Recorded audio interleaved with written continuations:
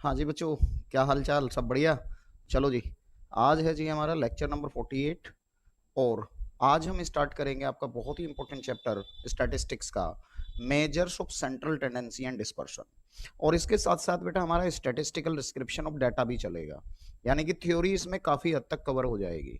ठीक है, और फिर एक क्लास थ्योरी की अलग से लगाएंगे।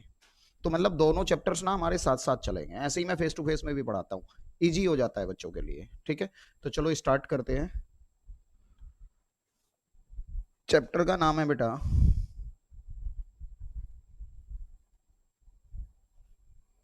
Measures of central tendency and dispersion.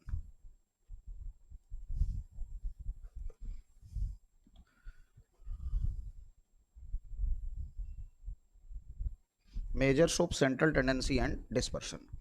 अब देखो बेटा, इसमें ना दो बातें नजर आ रही है आपको। पहला सेंट्रल टेंडेंसी और दूसरा डिस्पर्शन। तो पहले हम इनके मीनिंग समझते हैं। तो देखो बेटा, क्या होता है जब भी आप कोई डाटा लेते हो यार, है ना। देखो जैसे हमने पिछले चैप्टर में ग्राफ बनवाया था, तो क्या होता है उस डाटा की जब भी कोई फ्रीक्वेंसी होती है तो वो एक साइड से लोअर से शुरू होती है। मान लिया ये लोअर से शुरू हुई और फिर बढ़ती है, बढ़ते बढ़ते कहीं ना कहीं सेंट्रल पार्ट पे वो मैक्सिमम होती है। ये इसका सेंट्रल पार्ट है, यहाँ पे मैक्सिमम होती है और फिर वो उसके दूसरे साइड फिर कम होनी शुरू हो जाती है। यानी कि डाटा जो होता है ना, सेंट्रल पार्ट पे क्लस्टर होने की टेंडेंसी रखता है ना। यानी कि वो जो क्लस्टर होता है, क्लस्टर का मतलब इकट्ठा, सारे उसकी तरफ कंसंट्रेटेड होते हैं। तो इसी को हम क्या कहते हैं? इसी को हम सेंट्रल टेंडेंसी कहते हैं। तो पहली बात, यानी कि सेंट्रल टेंडेंसी का मीनिंग क्या है? सेंट्रल टेंडेंसी का मीनिंग होता है concentration towards a fix value. Concentration towards a fix value. तो देखो मैं इसको लिखता भी हूं। जनरली क्या होता है बेटा? जनरली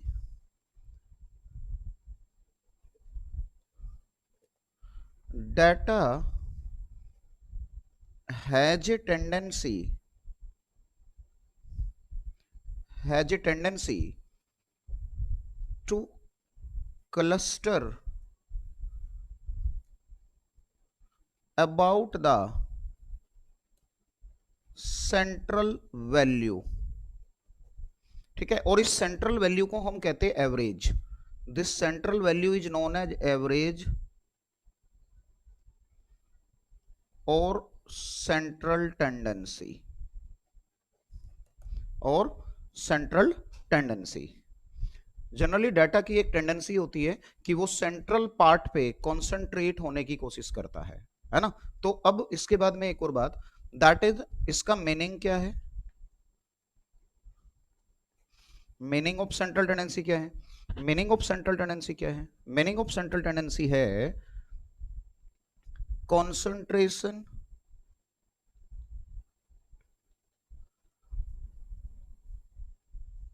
अबाउट, और टुवर्ड्स लिखो,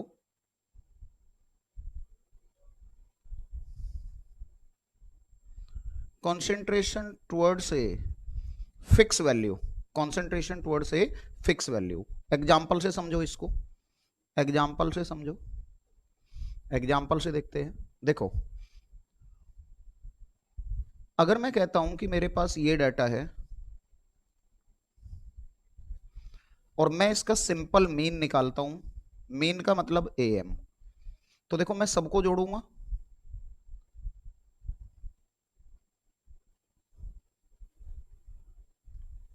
5 10 15 20 25, तो ये हो गया 75/5, तो ये 15 आ गया।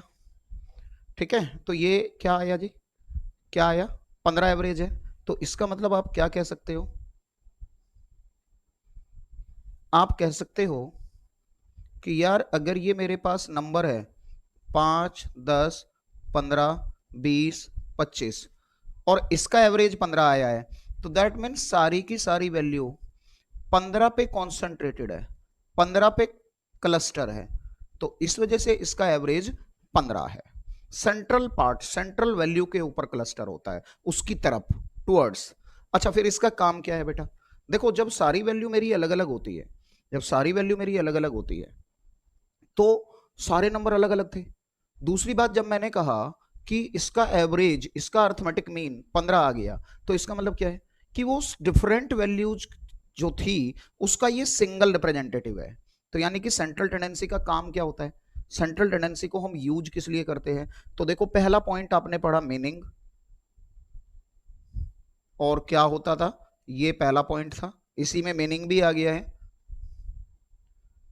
अब अगर मैं दूसरे पॉइंट की बात करूं, तो दूसरा पॉइंट, सेंट्रल टेंडेंसी यूज किस लिए होती है?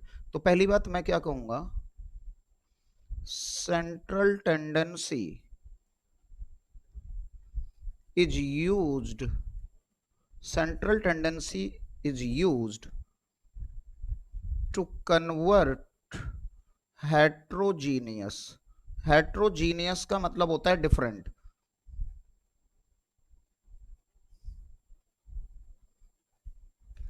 Different heterogeneous data into homogeneous data। homogeneous का मतलब होता है सेम। देखो, पहले नंबर सारे अलग अलग थे, 5, 10, 15, 20, 25, लेकिन अल्टीमेटली लास्ट में हमने कहा कि उसका एवरेज 15 है। तो उसका एवरेज 15 है, तो इसका मतलब क्या हुआ जी, अगर उसका एवरेज 15 है तो यानी कि अब सबका रिप्रेजेंटेटिव अकेला है, अब होमोजीनियस हो गया है, हर एक के लिए मैं 15 मानूंगा। ठीक है, तो इसका मतलब हेट्रोजीनियस डाटा को होमोजीनियस डाटा में कन्वर्ट करने के काम आती है सेंट्रल टेंडेंसी। ठीक है जी।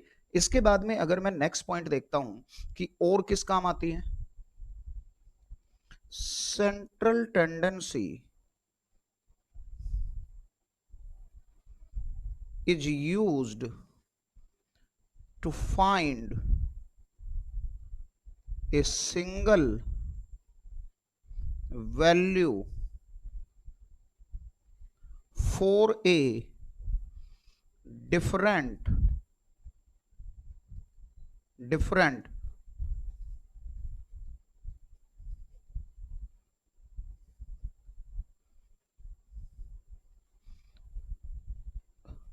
set of values। अब देखना बेटा, सेंट्रल टेंडेंसी से पहले क्या था, जब तक मैंने एवरेज नहीं निकाला था तब तक अलग अलग वैल्यू थी, लेकिन जब मैंने एवरेज निकाल लिया तो सबका सिंगल रिप्रेजेंटेटिव आ गया। ठीक है, तो central tendency different set of values के लिए एक सिंगल वैल्यू निकालने के काम आती है। तो तीन बातें बता दी मैंने, सेंट्रल टेंडेंसी का मीनिंग बता दिया, दूसरी बात बता the central tendency heterogeneous data को होमोजीनियस डाटा में कन्वर्ट करता है, तीसरी बात मैंने बता दी क्या, तीसरी बात मैंने बता दी कि central tendency single value find करने के काम आती है। एक बात और है बेटा, एवरेज का रेलिवेंशिप कब है? एवरेज का रेलिवेंशिप तब होता है जब सारी वैल्यू अलग अलग है, क्योंकि अगर सारी वैल्यू सेम है तो फिर तो मुझे एवरेज कैलकुलेट करने की जरूरत ही नहीं, फिर तो उसका एवरेज खुद वही होगा, फिर तो उसका एवरेज खुद वही होगा। तो क्या होता है जी, central tendency has a relevance,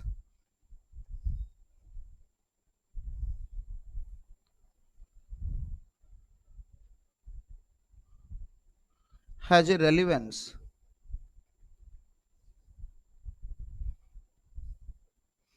only if all values are different,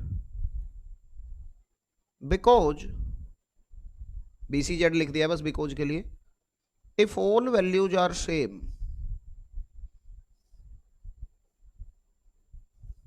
अगर सारी वैल्यूज सेम हैं, then the value will be average itself,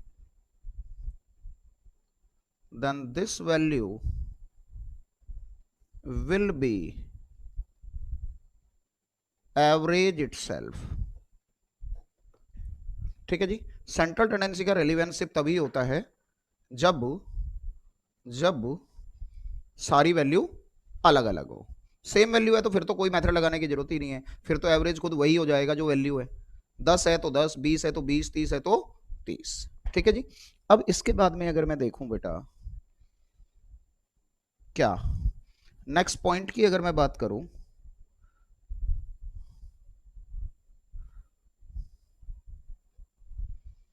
next point की अगर मैं बात करूं, और क्या आता है, मैं देखता हूं जी कि फिर डिस्पर्शन क्या है। देखो जी, डिस्पर्शन, देखो जी डिस्पर्शन का मतलब होता है फैलाव। एक्चुअल में डिस्पर्शन का मीनिंग क्या है, डिस्पर्शन का मीनिंग क्या है, डिस्पर्शन का मीनिंग क्या है। देखो जी, dispersion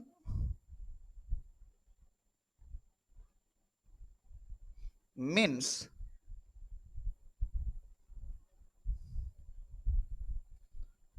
स्कैटरनेस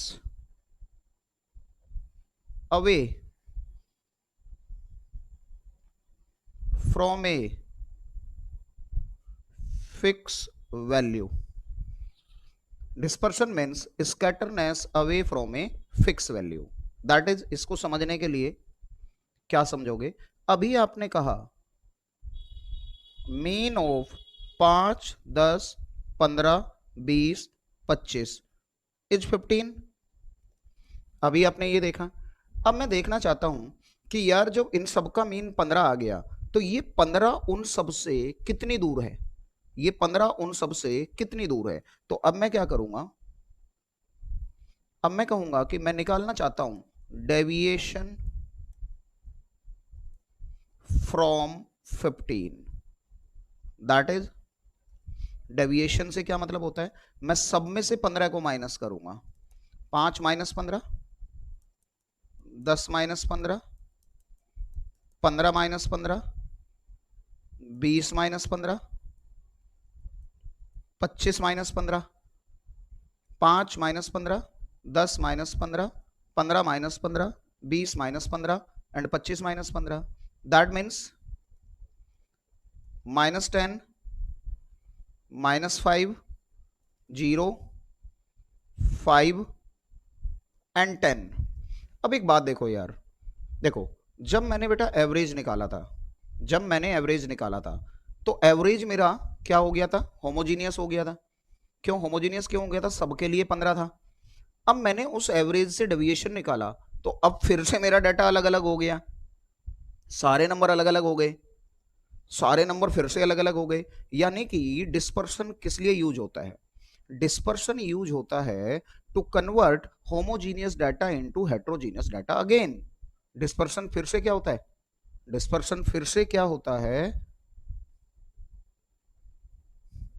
dispersion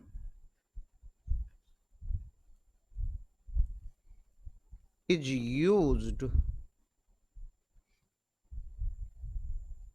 to convert homogeneous data into heterogeneous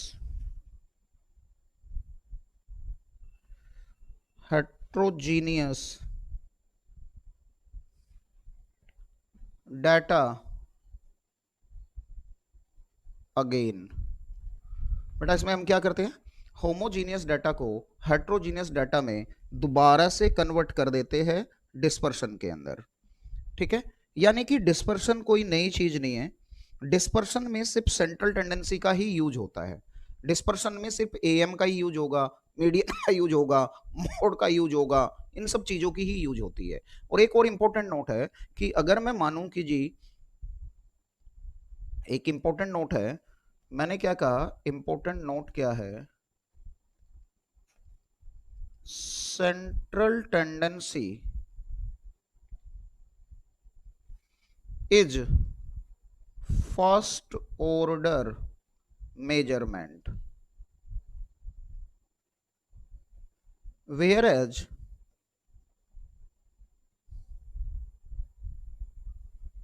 dispersion is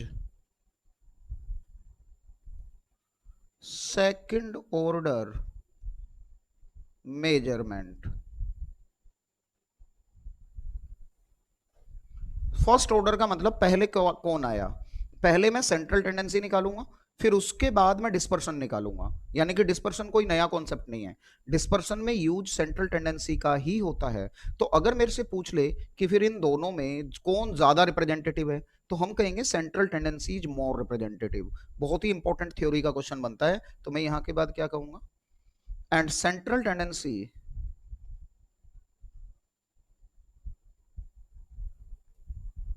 is considered more representative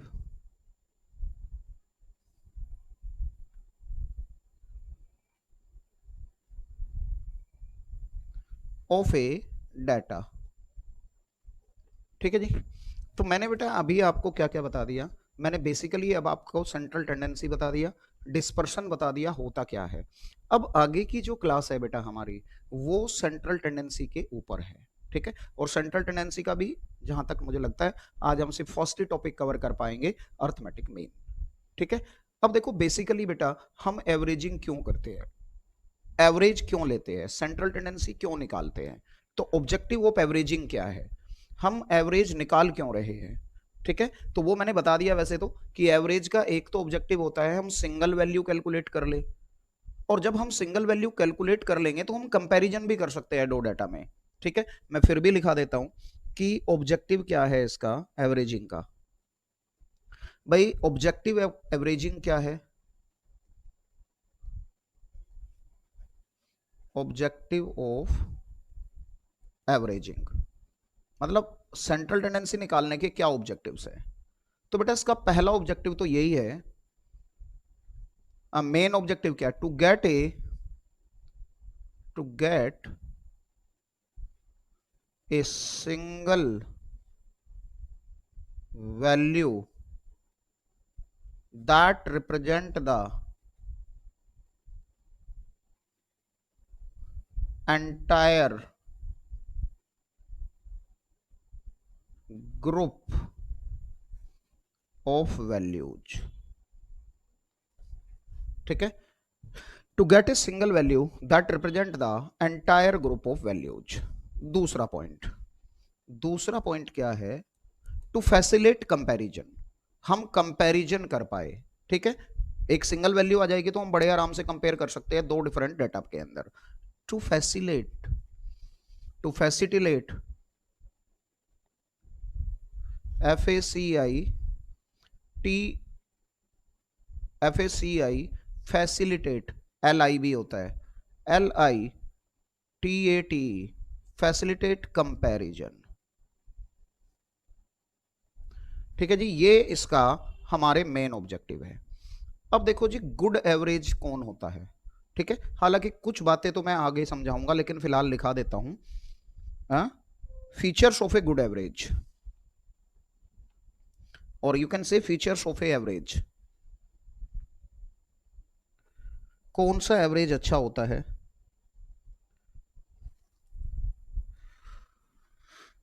features of an average.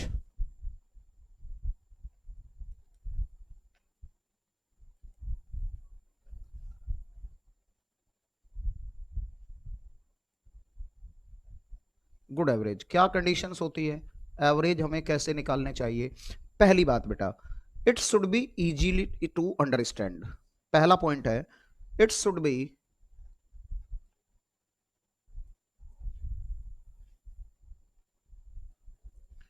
easy to understand and also simple to calculate, and simple to calculate। भाई समझ अब आसानी से सके और कैलकुलेट भी हम आसानी से कर सके। दूसरी बात, it should be based on all the values, it should be based on all the values. अच्छा जी,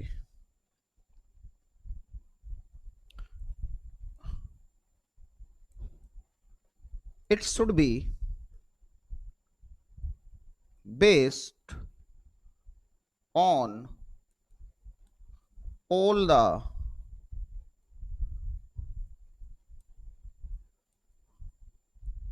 ऑब्जर्वेशंस।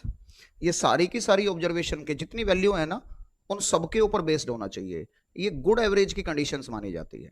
जैसे कि हम आगे पढ़ेंगे जाके कि कुछ वैल्यू जैसी होती है, कुछ सेंट्रल टेंडेंसी जैसी होती है जिसमें हमें सब वैल्यू की जरूरत नहीं होती, कुछ की जरूरत होती है, वो लेटर ऑन हम पढ़ेंगे। लेकिन ये बेसिक कंडीशंस है अच्छे एवरेज की। ठीक है, नेक्स्ट आता है it should B rigidly defined.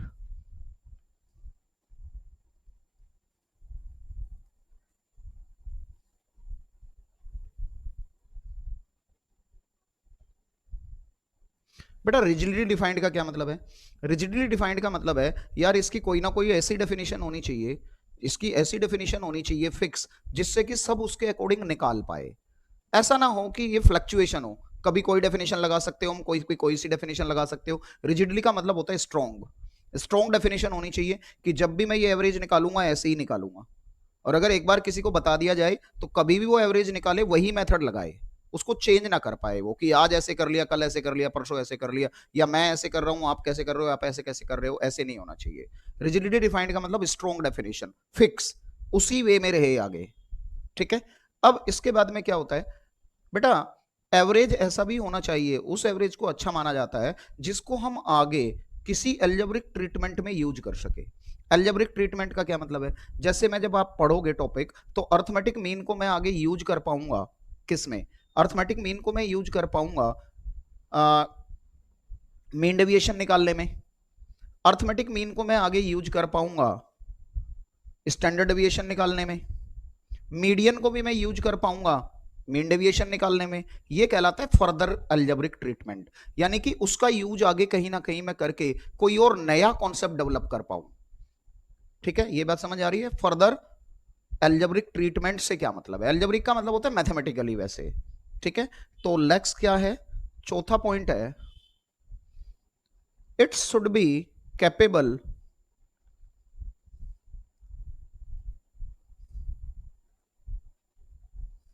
it should be capable of further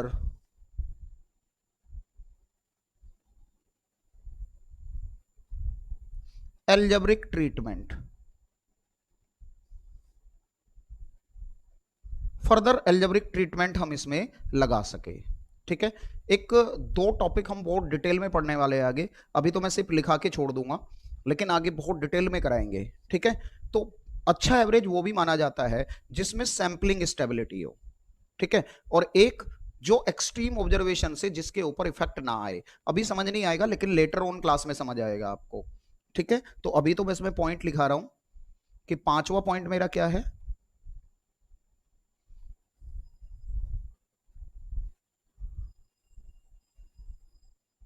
It should not be affected by the presence of extreme observations.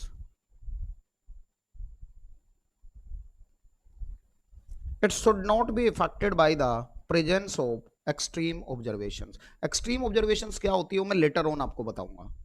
ठीक है, अच्छा एक और होता है बेटा कि इसमें सैंपलिंग स्टेबिलिटी होनी चाहिए। It should have sampling stability.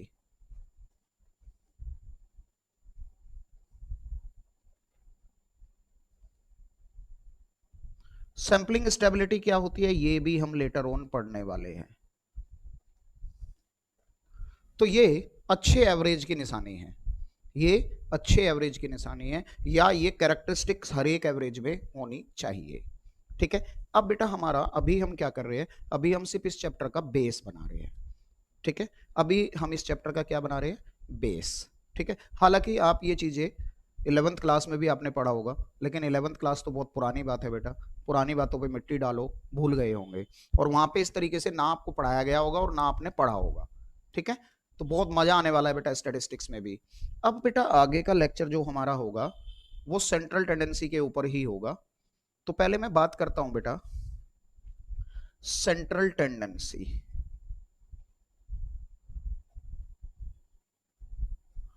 बेटा सेंट्रल टेंडेंसी को दो कैटेगरी में बांटा गया है मेरे बेटे। पहली कैटेगरी होती है मैथमेटिकल। मैथमेटिकल और मेरे बच्चे जो दूसरी कैटेगरी होती है ये होती है पोजिशनल। अब देखो जी, मैथमेटिकल में 3 एवरेज आते हैं आपके, मैथमेटिकल में 3 आते हैं। कौन कौन? Arithmetic mean, geometric mean, harmonic mean.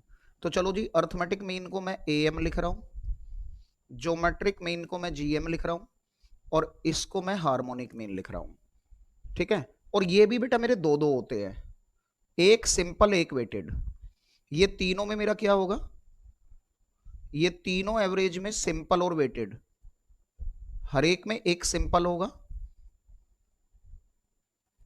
एक वेटेड होगा।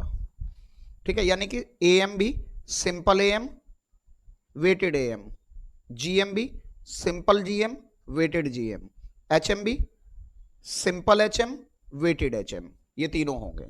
ठीक है, साथ में बेटा इसमें क्या होता है पोजिशनल में, पोजिशनल में बेटा एक तो मीडियन होता है और बेटा एक मोड होता है, एक मीडियन होता है और एक मोड होता है। ठीक है, और आगे मीडियन के ही जैसे बेटा 3 कॉन्सेप्ट मेरे पास और आ जाते हैं, ये मीडियन के ऊपर बेस्ड है। एक आप पढ़ोगे क्वार्टाइल, क्वार्टाइल्स, क्वार्टाइल्स, एक पढ़ोगे quartiles,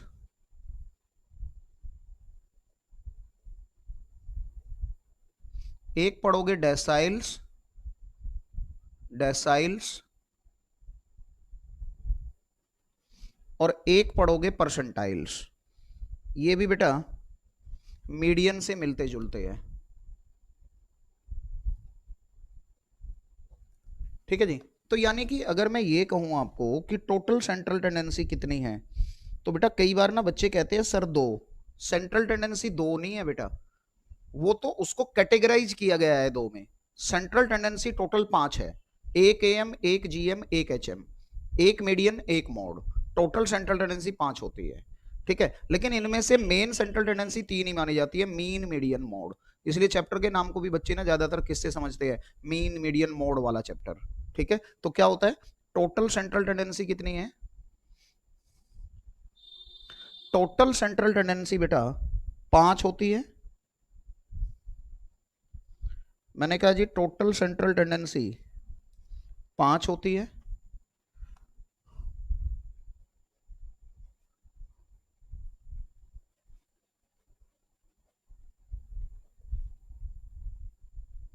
are 5, but main central tendency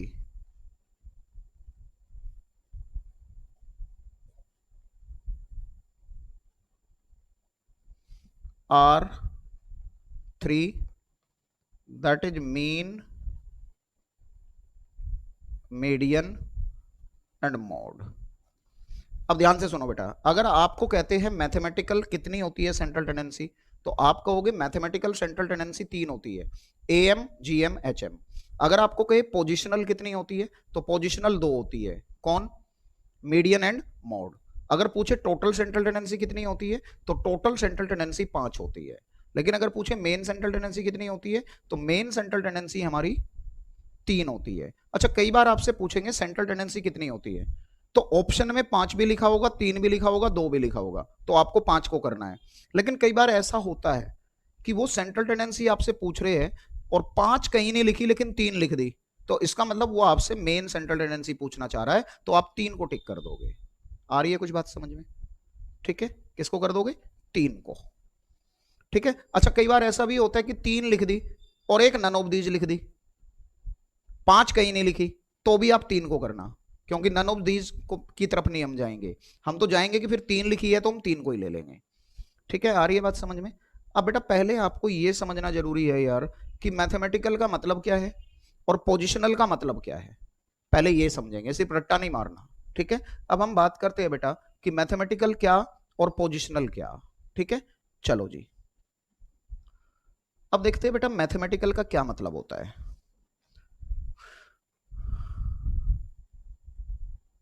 mathematical बेटा पहली बात, मैथमेटिकल एवरेज जो होता है it depends on all the values. पहला point, it depends on all the values, ठीक है, and if any value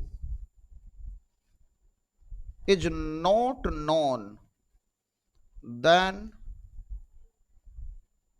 we cannot find mathematical average. अगर कोई वैल्यू अननोन है तो हम मैथमेटिकल एवरेज फाइंड कर ही नहीं पाएंगे। जैसे कि अगर मैं आपको कहता हूं find arithmetic mean of 5, 10, 15, 20 question mark, ठीक है, तो आप ये नहीं कहोगे कि let this value be X, ऐसे नहीं कहोगे।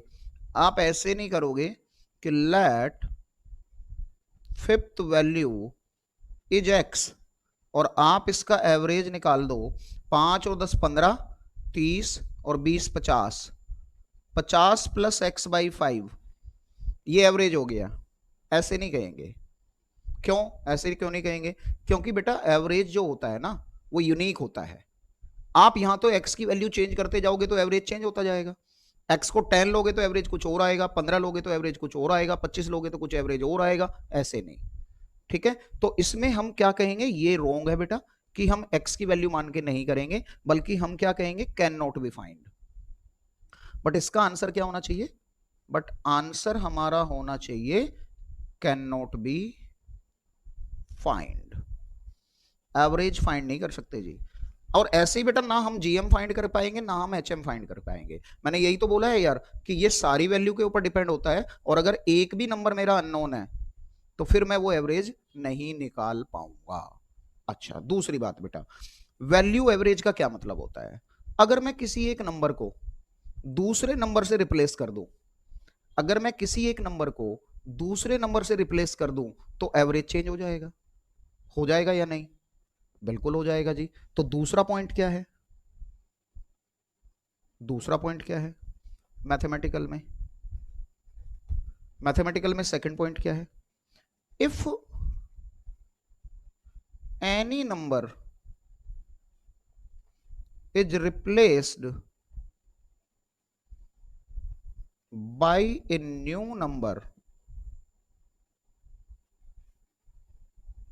then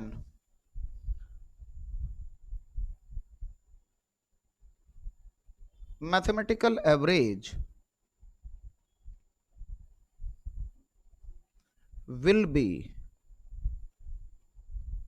changed, then mathematical average will be changed। चलो जी हम एग्जांपल लेते हैं। देखो मैंने बेटा एक एग्जांपल लिया। देखो अभी आपने क्या कहा था, अर्थमेटिक मीन ऑफ 5, 10, 15, 20, 25, 15 आया था, 15 आया था। बट अगर मैं ऐसा करूं कि इनमें से 25 को चेंज कर दूं, देखो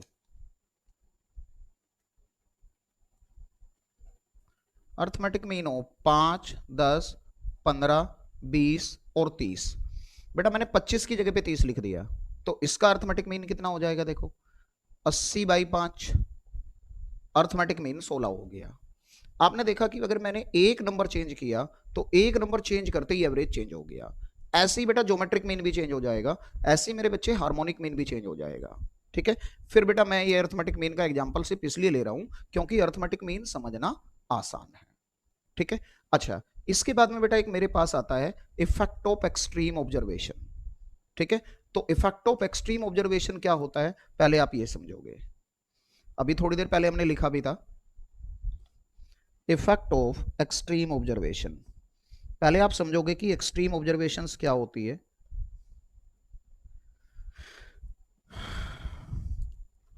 देखो तीसरा पॉइंट आता है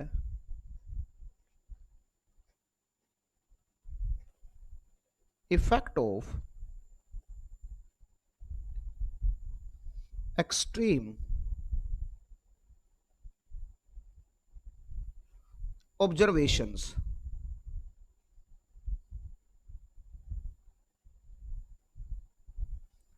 एक्सट्रीम ऑब्जर्वेशंस यहां पे लिख देता हूं, वहां पे जगह थोड़ा स्टैटिस्टिक्स में राइटिंग का भी ध्यान रखना पड़ेगा ताकि आप आराम से समझ पाओ, मैथ्स में तो चल जाती है। इफेक्ट ऑफ एक्सट्रीम ऑब्जर्वेशंस, देखो बेटा पहले तो आप समझोगे कि इफेक्ट ऑफ एक्सट्रीम ऑब्जर्वेशन, पहले तो समझोगे इसका मीनिंग क्या है। देखो बेटा, अगर अगर मेरे पास नंबर छोटे छोटे हैं, छोटे छोटे नंबर है, और अचानक से एक बड़ा नंबर आ जाए, और मेरे पास नंबर बहुत बड़े बड़े हैं और अचानक से एक छोटा नंबर आ जाए, ठीक है, तो इसी को मैं एक्सट्रीम वैल्यू कहता हूं। तो एक्सट्रीम वैल्यू क्या होती है समझो, presence of a very large value और a very small value in comparison to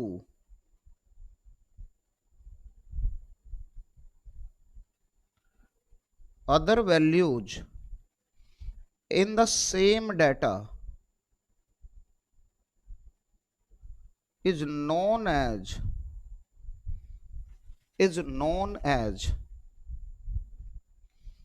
extreme values, is known as extreme values। अब जरा एक एग्जांपल समझो यार, देखो अगर बेटा मैं ये कहता हूं कि 5, 10, 15, 20, अब देखो एक 25 है, तो इसमें तो कोई एक्सट्रीम नहीं है, चलो बहुत बहुत ज्यादा नहीं है, आसपास है सारे, ठीक है, एक नंबर छोटा है 5, एक नंबर 25 है, लेकिन फिर भी बहुत ज्यादा गैप नहीं है, तो मैं इसका सिंपल एवरेज बोलूंगा तो 15 आ गया। बट बेटा एक बात बताओ यार, अगर मैं आपको ये बोलता एवरेज ऑफ 5, 10, 15, 20, 5,000, तो अब देखो यार ये 5,000 ना इसके एवरेज को, अकेला 5,000 कंसिडरेबली बढ़ा देगा, क्योंकि एक वैल्यू बहुत बड़ी हो गई, और इसी को मैं एक्सट्रीम वैल्यू कहता हूं। तो देखो अगर मैं अब इसका एवरेज निकालूंगा तो 5, 20, 35, 45, 50, 5,050 बाई 5, तो 1,010 हो गया। देखो तो इफेक्ट हुआ ना, तो एक्सट्रीम वैल्यू का इफेक्ट मैथमेटिकल पे होता है, एक्सट्रीम वैल्यू का इफेक्ट मैथमेटिकल पे होता है। अब जरा एक और एग्जांपल देखना, अगर मैं आपको कहता कि आपको एवरेज बताना है, और एवरेज से मतलब बेटा अर्थमेटिक मीन ही होता है, 5,000, 4,000, 3,000, 6,000 और 5 का, देखना बेटा सारे नंबर बहुत बड़े बड़े थे, अचानक से एक नंबर छोटा आया, अचानक से एक नंबर छोटा आया, तो ये उसके एवरेज को कंसिडरेबली कम कर देगा, उसके एवरेज को क्या करेगा, कंसिडरेबली कम कर देगा, कम हो जाएगा। तो 5 और 4 9 और 3 12 6 18, तो ये हो गया 18,005 डिवाइडेड बाई 5, 21, 2.5, सैकड़ा, 1000, 10,000, तो 18,005 डिवाइडेड बाई 5 इक्वल 3601, ठीक है जी। तो कहीं ना कहीं क्या होता है बेटा, एक्सट्रीम वैल्यू का इफेक्ट आया या नहीं, इसी को मैं एक्सट्रीम वैल्यू कहता हूं बेटा, इसी को मैं क्या कहता हूं, एक्सट्रीम वैल्यू। तो यानी कि मैथमेटिकल एवरेज पे क्या होता है, मैथमेटिकल एवरेज पे क्या होता है,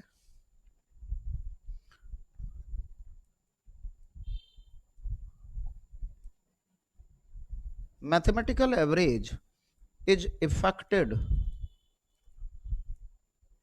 by the presence of extreme value,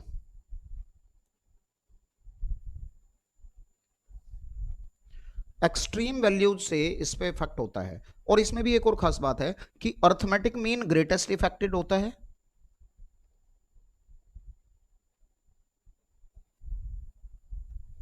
और हार्मोनिक मीन लिस्ट होता है, क्योंकि हार्मोनिक मीन ना एएम का अपोजिट होता है।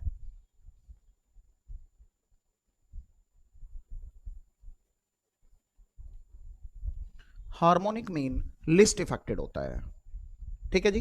तो ये बात आपको समझ आ रही होगी, ठीक है। अच्छा, एक पॉइंट बेटा मेरे पास और होता है, अभी हमें डाटा भी डिस्कस करना है कि डाटा को हम कितने टाइप में बांट सकते हैं, ठीक है, प्रैक्टिकली। अभी तो हम सिर्फ क्या बात कर रहे हैं, मेरे को लगता है कि शायद मैंने 3 पॉइंट बता दिए आपको। हाँ, थर्ड था ये, एक्सट्रीम वैल्यू भी हो गई। अच्छा,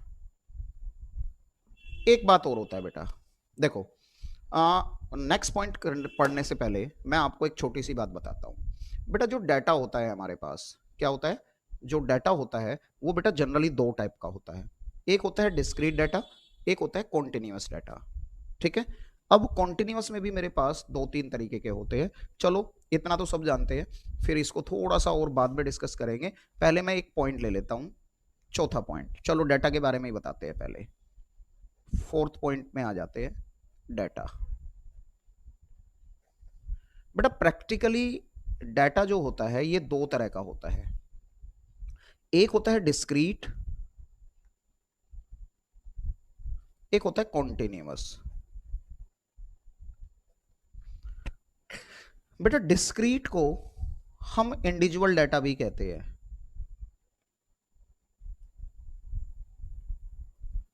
इंडिविजुअल डाटा, ठीक है।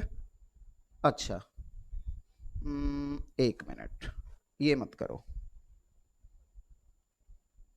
चेंज करना पड़ेगा थोड़ा।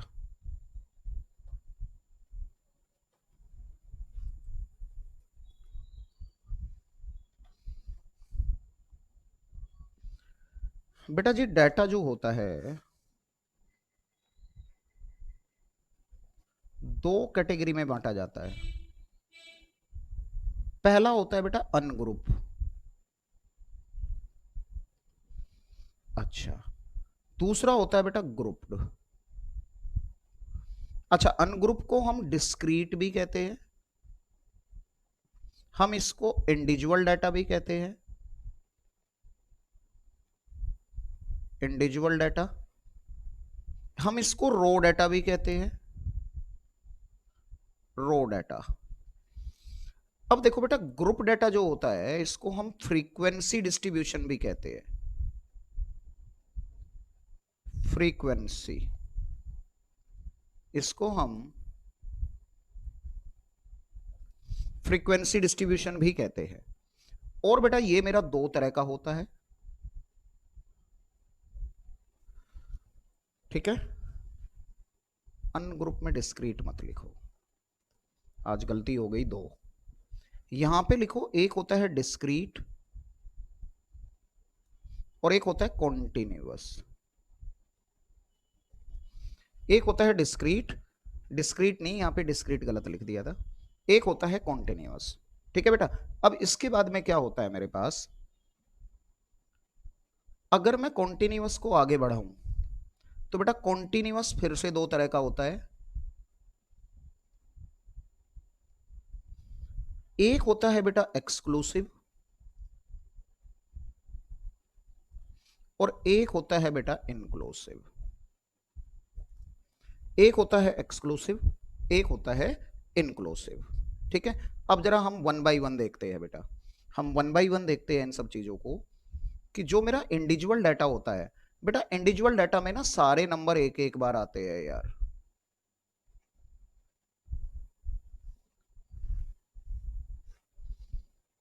Each number comes only one time, सब नंबर एक एक बार आएंगे, एक से ज्यादा बार नहीं आएंगे, तो वो मेरा इंडिविजुअल डाटा होता है। जैसे कि मेरा ये क्या है बेटा, ये मेरा इंडिविजुअल ही है ना यार, 5 10 15 20 25।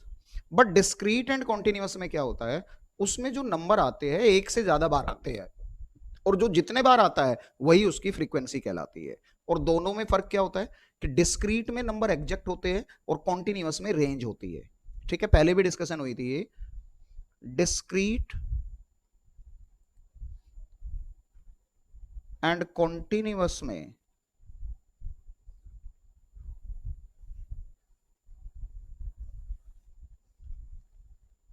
नंबर कम्स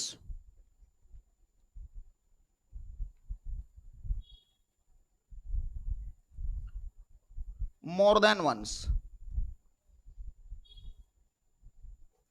जैसे कि देखो, अगर मुझे कुछ इस तरीके से कहा जाता है, आपने देखा होगा जी, बहुत बार करते थे आप ऐसे, यहाँ पे एक्स लिखते थे, यहाँ पे एफ लिखते थे, तो ये एफ को ही तो हम फ्रीक्वेंसी कहते थे बेटा। एफ को हम क्या कहते थे? जैसे यहाँ 5 है, यहाँ 10 है, यहाँ 15 है, यहाँ 20 है, यहाँ 25 है, और आप यहाँ लिखते थे 4 3 2 2 1। कोई नंबर एक बार भी आ सकता है, ऐसा नहीं है कि सारे नंबर ही एक से ज्यादा बार आए। जैसे यहाँ ये एक से ज्यादा बार आ गया, ये एक से ज्यादा बार आ गया, ये एक से ज्यादा बार आ गया, ये भी एक से ज्यादा बार आ गया, ये एक बार आ गया, कोई बात नहीं। तो जब मोर देन वंस आते हैं तो ये डिस्क्रीट है। और देखो डिस्क्रीट में देखो तो ये एग्जैक्ट है ना, मुझे पता है ना 5 है, ये मुझे पता है ना 10 है, रेंज तो नहीं है ना। ठीक है, जबकि इसमें क्या होता है बेटा, कॉन्टिन्यूअस में, कॉन्टिन्यूअस में एक रेंज आती है, कॉन्टिन्यूअस में एक रेंज आती है। ठीक है, कॉन्टिन्यूअस में रेंज कैसे आती है जरा हम वो देखेंगे। अभी हम बात करते हैं कि कॉन्टिन्यूअस के अंदर रेंज किस तरह की आएगी। कॉन्टिन्यूअस में हम रेंज देखेंगे,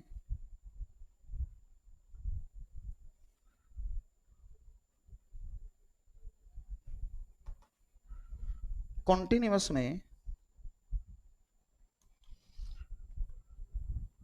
जी देखो बेटा, क्या कर रहे हैं जी, हम कर रहे हैं जी कॉन्टिन्यूअस का। अब जरा देखते हैं कॉन्टिन्यूअस डाटा। अगर बेटा हम कॉन्टिन्यूअस डाटा की बात करेंगे यार, देखो कॉन्टिन्यूअस डाटा जैसे मैंने कहा बेटा दो तरह का होता है। कॉन्टिन्यूअस डाटा मैंने आपको बताया दो तरह का होता है।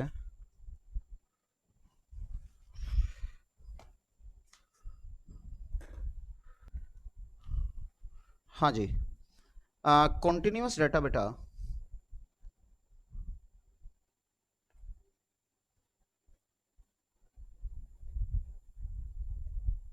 दो कैटेगरी में बांटा जाता है। देखो, पहला होता है एक्सक्लूसिव,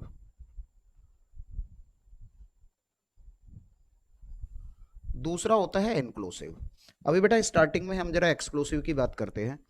बेटा एक्सक्लूसिव में कुछ इस तरह से लिखा होता है, क्लास इंटरवल और बेटा ये फ्रीक्वेंसी। ठीक है, देखो इसमें ऐसे लिखा होता है बेटा 0 से 10, 10 से 20, 20 से 30, 30 से 40, 40 से 50। बेटा यहाँ पे इसकी फ्रीक्वेंसी होती है जैसे 5 4 3 2 2, 5 4 3 2 2। अच्छा देखो, इसमें एक खास बात है बेटा, अब से पहले आपने ये बहुत बार किया होगा, आप इसको ये बोलते थे कि जी ये हमारी अपर लिमिट है, ये हमारी लोअर लिमिट है। और साथ में एक और खास बात है बेटे, देखो ये ओवरलैपिंग है, ये ओवरलैपिंग है, 10 यहां भी आ रहा है, 10 यहां भी आ रहा है, 20 यहां भी आ रहा है, 20 यहां भी आ रहा है। अब क्वेश्चन उठता है कि इसको कहां ले। तो ये आप सबको मालूम होगा कि अपर को छोड़ के चलते हैं, अपर को छोड़ के चलते हैं, यानी कि 10 पहली क्लास में नहीं आएगा बल्कि 10 नेक्स्ट में आएगा, 20 सेकंड में नहीं आएगा बल्कि 20 थर्ड में आएगा। ठीक है, तो देखो जो है, अगर मैं बात करूं, अगर मैं बात करूं 0 से 10 को, तो इसको आप लोअर लिमिट और अपर लिमिट कहते थे। ठीक है, लेकिन आज मैं तुम्हें एक नई बात बता रहा हूं, इसको बेटा जब एक्सक्लूसिव होता है इसको हम लोअर क्लास बाउंड्री कहते हैं। क्या कहते हैं? Lower class boundary. इसको बेटा हम अपर क्लास बाउंड्री कहते हैं।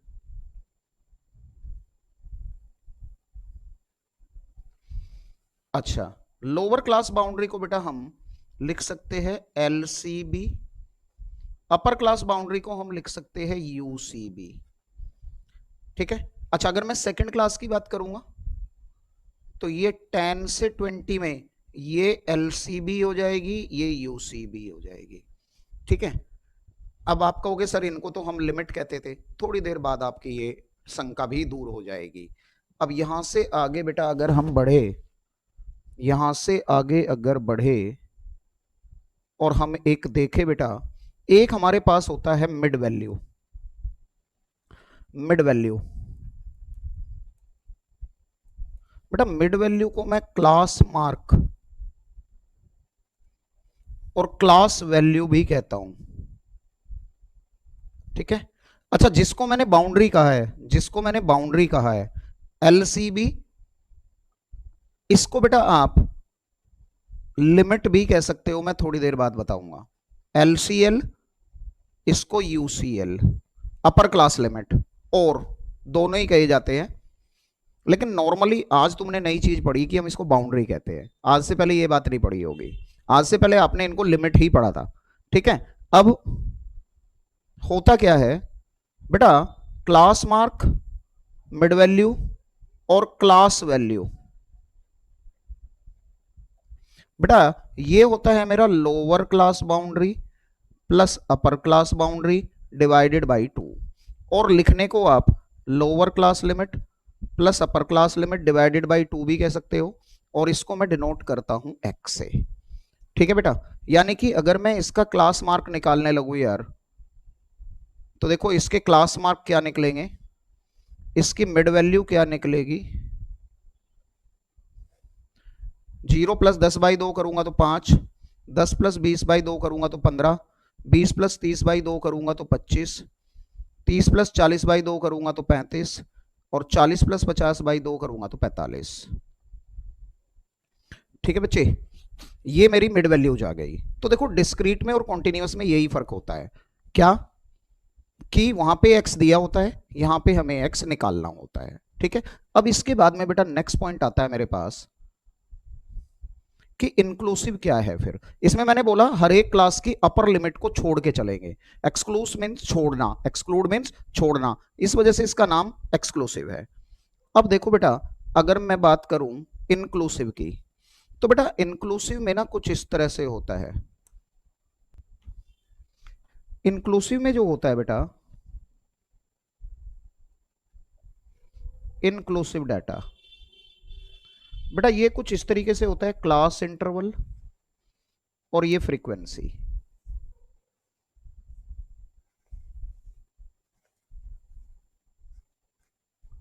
जैसे बेटा मुझे यहां पे कहा 1 से 9, 10 से 19, 20 से 29, 30 से 39, और यहां पे मेरे पास फ्रीक्वेंसी है, ये है बेटा। अब इसमें क्या खास बात देख रहे हो यार, इसमें आप खास बात देख रहे हो कि जहां पे मेरी पहली क्लास खत्म हुई है, जहां पे मेरी पहली क्लास खत्म हुई है उससे नेक्स्ट नंबर से स्टार्ट हुई है नेक्स्ट। इसमें ये दोनों इंक्लूड है, इसमें ये दोनों इंक्लूड है, 1B और 9B। अब जब बेटा इंक्लूसिव डाटा होता है तो इनको मैं बाउंड्री नहीं कहूंगा, इनको मैं लिमिट कहूंगा। इनको मैं क्या कहूंगा, इनको मैं लिमिट कहूंगा। अब लिमिट क्या होती है जरा समझो, नेक्स्ट पेज पे लेंगे। मिड वैल्यू इसकी वैसे ही निकलेगी अभी भी,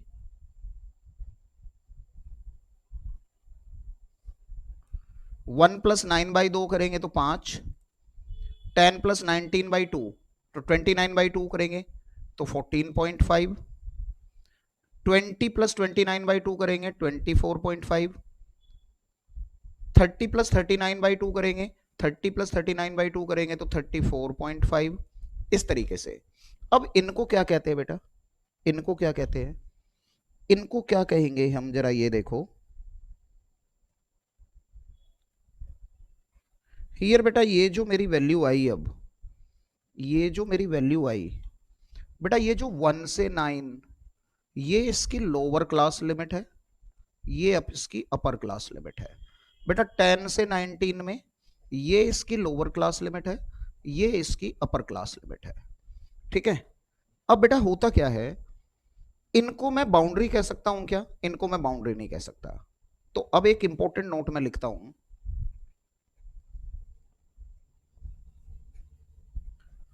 class boundaries, class boundary can be taken or considered as class limit, as class limit, but class limit cannot be taken as class boundary, class boundary. बेटा क्लास बाउंड्री को मैं क्लास लिमिट कह सकता हूं, लेकिन क्लास लिमिट को मैं class boundary नहीं कह सकता। ठीक है, तो इस वजह से मैंने क्लास बाउंड्री को लिमिट भी कह दिया था, और आप स्टार्टिंग से जब पढ़ते थे तो आपको वहां पे लिमिट ही बोला जाता था, लेकिन आज के बाद आपको लिमिट और बाउंड्री को फर्क करना आना चाहिए। ठीक है, अब बेटा मैं क्या करूंगा, मैं लिमिट को ना बाउंड्री में कन्वर्ट कर सकता हूं, लिमिट को बाउंड्री में कन्वर्ट कर सकता हूं। कैसे, जरा देखोगे, आपने किया भी होगा। Limit, class limit can be converted to class boundary by applying the formula lower class boundary, lower class limit minus d by 2 और upper class boundary UCL plus d by 2। Lower limit से 0.5 minus करते, lower limit से 0.5 minus करते हैं और upper limit पे 0.5 add करते हैं। वेयर डी क्या है, डी होता है 1, और डी क्या होता है बेटा, ये डी होता है बेटा ये लगातार दो क्लासेज की। देखना जरा, अच्छा आपने अभी देखा था कि बेटा पहली क्लास में 1 से 9 था, नेक्स्ट में 10 से 19 था, नेक्स्ट में 29 था। तो इन दोनों का जो डिफरेंस होता है, इन दोनों का जो डिफरेंस होता है ये 1 होता है हमेशा, तो इस वजह से 1 लेते हैं। ठीक है, तो आप यहां पे 1 का आधा करोगे तो अपने आप आ जाएगा LCL माइनस 0.5, और यहां पे आ जाएगा UCL प्लस 0.5। अब देखो बेटा अगर मैं उसको कन्वर्ट करता हूं तो कन्वर्जन किस तरीके से होगा, आप ये भी कह सकते हो, देखो ये क्लास इंटरवल है, फ्रीक्वेंसी चाहे जो रही हो उससे मुझे कोई लेना देना नहीं है, फ्रीक्वेंसी तो सेम ही रहेगी। 1 में से 0.5 माइनस करूंगा तो 0.5, फिर 9 था 9 में 0.5 जोड़ूंगा, फिर 10 में से 0.5 माइनस करूंगा 19.5 हो जाएगा, 19.5 से 29.5 हो जाएगा, 29.5 से 39.5 हो जाएगा। अब फ्रीक्वेंसी तो वही रहेगी, फ्रीक्वेंसी में चेंज नहीं आएगा, फ्रीक्वेंसी में चेंज नहीं आएगा। ठीक है, अब बेटा इसमें क्या होता है यार, इसमें क्या होता है, अब आप एक चीज देख रहे हो बेटा, क्या कि इसमें देखो ओवरलैपिंग हो गई है, ये ओवरलैपिंग हो गई ना, तो अब ये एक्सक्लूसिव में कन्वर्ट हो गया, अब ये एक्सक्लूसिव में कन्वर्ट हो गया। नाउ क्वेश्चन इज दैट, ये नहीं है कि कन्वर्ट कैसे करते हैं, ये तो आप सब जानते हो, बट जरूरी कब है ये इंपॉर्टेंट है।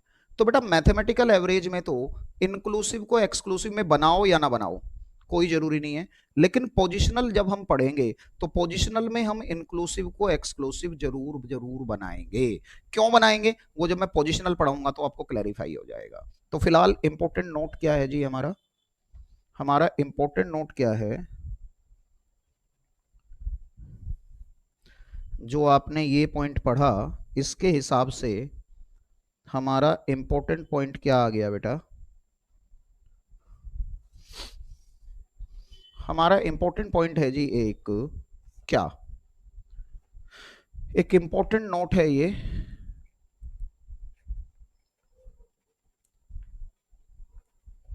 In case sorry, in case of mathematical average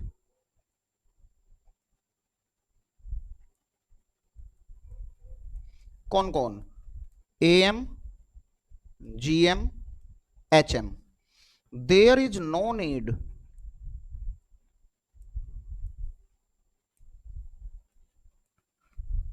to convert inclusive into exclusive। कर लोगे तब भी कोई दिक्कत नहीं है, ना करो तब भी कोई दिक्कत नहीं है, but in case of positional average, positional average बोले तो मीडियन एंड मोड, और मीडियन एंड मोड में होता है तो इसका मतलब क्वार्टाइल, डेसाइल, परसेंटाइल में भी होगा, क्योंकि मीडियन के ऊपर ही बेस्ड है वो। तो क्वार्टाइल, परसेंटाइल, डेसाइल, ये भी लिख लेते हैं, क्वार्टाइल, परसेंटाइल एंड डेसाइल। इसमें अगर इंक्लूसिव डाटा आता है तो हमें पहले इंक्लूसिव को एक्सक्लूसिव जरूर बनाना पड़ेगा। तो हम क्या करेंगे,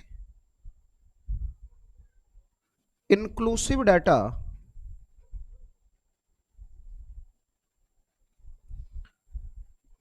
must be converted into exclusive data। ठीक है जी। तो इनमें हम इंक्लूसिव को एक्सक्लूसिव जरूर बनाते हैं। तो आप डाटा की बात पढ़ रहे हो बेटा, हमारा फोर्थ पॉइंट जहां तक मुझे लगता है चल रहा है। ठीक है, फोर्थ पॉइंट चल रहा है, पॉइंट आगे पीछे हो सकते हैं यार, ठीक है, फिर भी कोई दिक्कत नहीं है। अब देखो बेटा, एक मेरे पास होती है ओपन एंड क्लासेज। आपको ये भी सीखना है कि ओपन एंड क्लासेज क्या होती है, ताकि पूरा बेसिक आपको क्लैरिफाई हो, आपके दिमाग में स्टैटिस्टिक्स बैठ जाए। ठीक है, सिर्फ रट्टा नहीं होता। It is statistics is not about only formulas. आपको बेसिक बातें नहीं पता होगी तो दिक्कत जरूर आएगी। तो चलो देखते हैं जी। एक मेरे पास होती है, इसी से रिलेटेड है जो चल रहा है, ओपन एंड क्लासेज।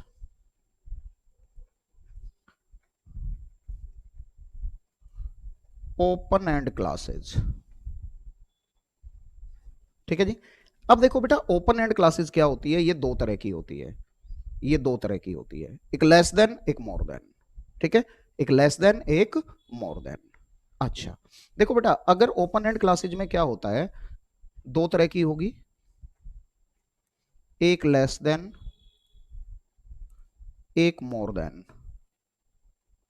ठीक है बेटा, इसमें ना ऐसे होगा जैसे कि मुझे यहां पे कह दिया मार्क्स लेस देन, यहां पे मुझे कहा बेटा नंबर ऑफ स्टूडेंट्स।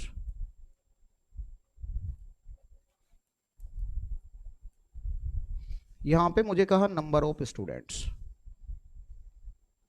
सपोज बेटा मुझे यहां पे कह रहे हैं लेस देन 10 है,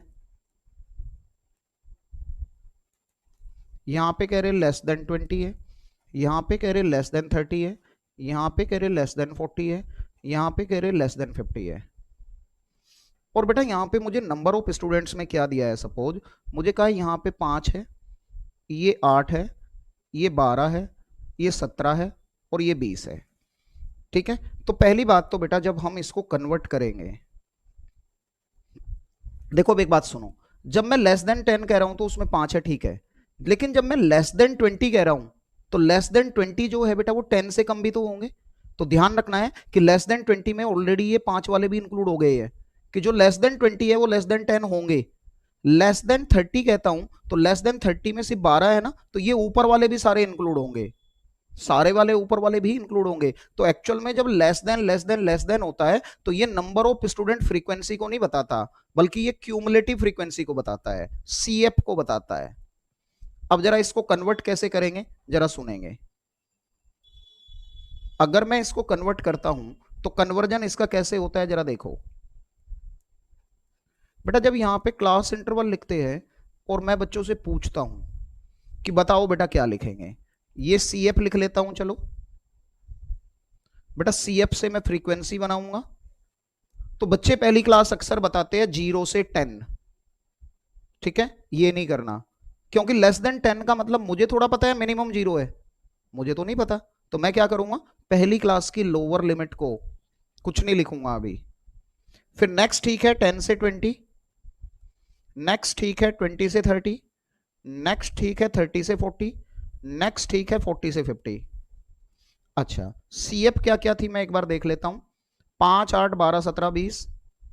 बेटा ये मेरे पास 5 8 12 17 20। अब जब बच्चे आप यहां देखोगे तो इसकी फ्रीक्वेंसी 5 ही रहेगी, लेकिन अब मुझे सिर्फ 10 से 20 के बीच की चाहिए, तो मैं 8 में से ये 5 माइनस करूंगा, नीचे वाले में से ऊपर वाला माइनस करता जाऊंगा। बेटा जब मैं फिर आगे चलूंगा 12 में से 8 माइनस करूंगा, बेटा जब मैं आगे चलूंगा 17 में से 12 माइनस करूंगा, बेटा जब मैं आगे चलूंगा 20 में से 17 माइनस करूंगा, और अब अगर मैं इस सब को जोड़ दूं तो ये सबसे लास्ट वाला आना चाहिए। तो मैंने यहां पे जोड़ा 5 3 8 4 12 5 17 3 20। अब देखो आपने क्या देखा कि बाकी सारी क्लासेस की तो मुझे लोअर भी पता है अपर भी पता है, लेकिन इसमें पहले क्लास की लोअर नहीं पता। तो पहले क्लास की लोअर नहीं पता तो वो एंड मेरा खाली है, वो एंड मेरा खाली है। इस वजह से मैं इसको ओपन एंड कहता हूं, इस वजह से मैं इसको ओपन एंड कहता हूं। अब एक बात देखो यार, जो बच्चे कह रहे थे शुरू में जीरो ले लो, मैं लूंगा जीरो ही, मैं लूंगा जीरो ही, मैंने ये जीरो लिया, लेकिन ये जीरो क्या एग्जैक्ट है? ये तो अजम्पशन है, ये मैंने सिर्फ एज्यूम किया है। और एज्यूम क्यों कर लिया? क्योंकि यार सब जगह पे गैप 10 का है, तो मैं मान लूंगा पहली क्लास में भी गैप 10 का ही रहा होगा। तो ये जीरो मेरी सिर्फ अजम्पशन है। ठीक है, तो ओपन एंड क्लासेज कब होती है? ओपन एंड क्लासेज होती है जब किसी की लोअर लिमिट मुझे नहीं पता, ये केस पहला। और एक दूसरा केस मेरे पास आएगा जिसमें मैं क्या मानूंगा, मोर देन वाले केसेज मानूंगा। ठीक है, अब देखो मैं मोर देन वाले का एग्जांपल लेता हूं। अच्छा अब एक बात बताओ यार, अगर आपने सिर्फ ये एज्यूम की है और आपको पता नहीं है कि इसकी एक्चुअल वैल्यू कितनी है लोअर, तो आप मिड वैल्यू भी निकालोगे तो एज्यूम्शन के हिसाब से ही निकालोगे ना। तो क्या पहली क्लास की जो मिड वैल्यू आएगी वो एग्जैक्ट आएगी? तो अब एक बात बताओ यार, क्या इसमें मैथमेटिकल एवरेज सूट करेगा? मैथमेटिकल एवरेज तो सूट नहीं करेगा। क्यों नहीं करेगा? क्योंकि मैथमेटिकल एवरेज तो हर एक वैल्यू के ऊपर डिपेंड करता है, और वो सारी की सारी वैल्यू मेरे पास एग्जैक्ट होनी चाहिए, लेकिन इसमें तो एग्जैक्ट वैल्यू नहीं आ रही। भाई लोअर लिमिट मैं जीरो लूंगा तो कुछ और आएगा, लेकिन एक्चुअल में अगर वो 1 होता तो कुछ और आएगा। तो इस वजह से इसमें मैथमेटिकल एवरेज कभी सूट नहीं करता।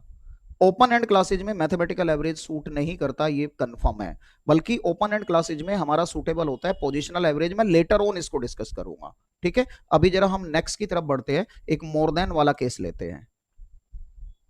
हाँ जी, अब हम लेते हैं जी मोर देन वाला केस। देखो जी बेटा, नेक्स्ट मेरा आएगा मोर देन का। ओपन एंड क्लासेज है मोर देन,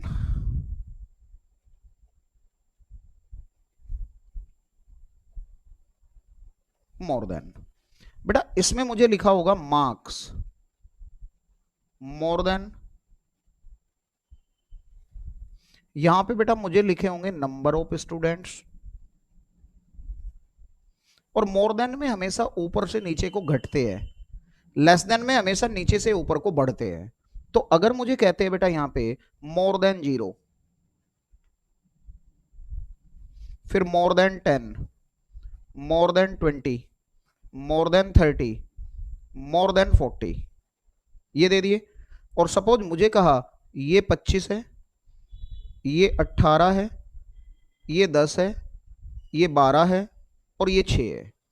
अब बेटा मेरे एक बात देखना यार, अब अगर मैं इनको कन्वर्ट करता हूं, अब अगर मैं इनको कन्वर्ट करता हूं तो कन्वर्ट कैसे होगा जरा ये देखोगे। अब बेटा मैंने इनको कन्वर्ट किया, तो इनको कन्वर्ट कैसे करेंगे? मैंने बेटा यहां पे क्लास इंटरवल लिया, यहां पे बेटा मेरी CF है, यहां से बेटा मैं फ्रीक्वेंसी निकालूंगा। अब पहली क्लास ठीक है, कोई दिक्कत नहीं है, 0 से 10, नेक्स्ट 10 से 20, नेक्स्ट 20 से 30, नेक्स्ट 30 से 40, और यहां के बाद मैं कहूंगा 40 के बाद डैश लगा दूंगा। अभी अभी मैं 50 नहीं लिख रहा, क्योंकि मुझे अभी भी नहीं पता यार लार्जेस्ट नंबर कितने हैं, मुझे नहीं पता। उन्होंने तो सिर्फ मोर देन 40 कहा, मुझे क्या पता लार्जेस्ट कितने में से आ रहे हैं। वो 40 में से आ रहे हैं, 41 में से आ रहे हैं, 42 में से आ रहे हैं, 43 में से आ रहे हैं, 45 में से आ रहे हैं, या 50 में से आ रहे हैं, मुझे क्या पता, मुझे तो नहीं पता। समझ में आ रही है बात? तो अब देखो जी, इसमें मैंने CF क्या क्या ली थी, 25 18 10, 1 मिनट यहां गलती हो गई है, ये घटती जाएगी तो ये 10 नहीं होगी, यहां 12 ले लो, यहां 10 ले लो, 25 18 12 10 6, ऐसा नहीं हो सकता कि ऊपर कम और नीचे ज्यादा। ठीक है, तो 25 18 12 10 6, 25 18 12 10 6। अब ऊपर से नीचे को घटाएंगे, तो 25 में से 18 गए तो 7, 18 में से 12 गए तो 6, 12 में से 10 गए तो 2, 10 में से 6 गए तो 4, और सबसे नीचे 6। अब अगर मैं इन सबको जोड़ूं, अगर मैं इन सबको जोड़ूं तो सबसे ऊपर वाली आनी चाहिए। तो इनका सम कर रहा हूं तो देखो जोड़ के देखो, 7 और 6 13, 2 15, 4 19, 6 25, तो सिग्मा एफ हो गया बेटा 25, सिग्मा एफ हो गया 25। ठीक है, अब यहां पे भी मैं क्या करूंगा बेटा, लिखूंगा तो मैं 50 ही, लेकिन ये मेरी सिर्फ अजम्पशन है, ये मेरी सिर्फ अजम्पशन है। ठीक है जी, ये मेरी सिर्फ अजम्पशन है। ठीक है, हो सकता है वही हो, लेकिन मैं तो मान के चलूंगा कि कुछ भी हो सकता है। तो इसलिए मेरा मेन पॉइंट क्या आया, इंपॉर्टेंट पॉइंट क्या आया पांचवे में, in case of open end classes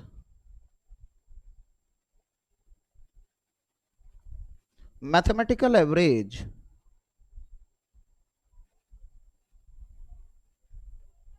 mathematical average बोले तो M G M H M, M G M H M is not suitable, but in case of open end classes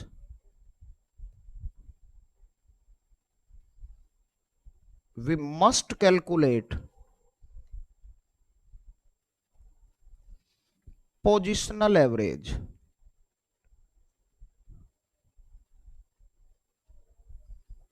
कौन, median and mod.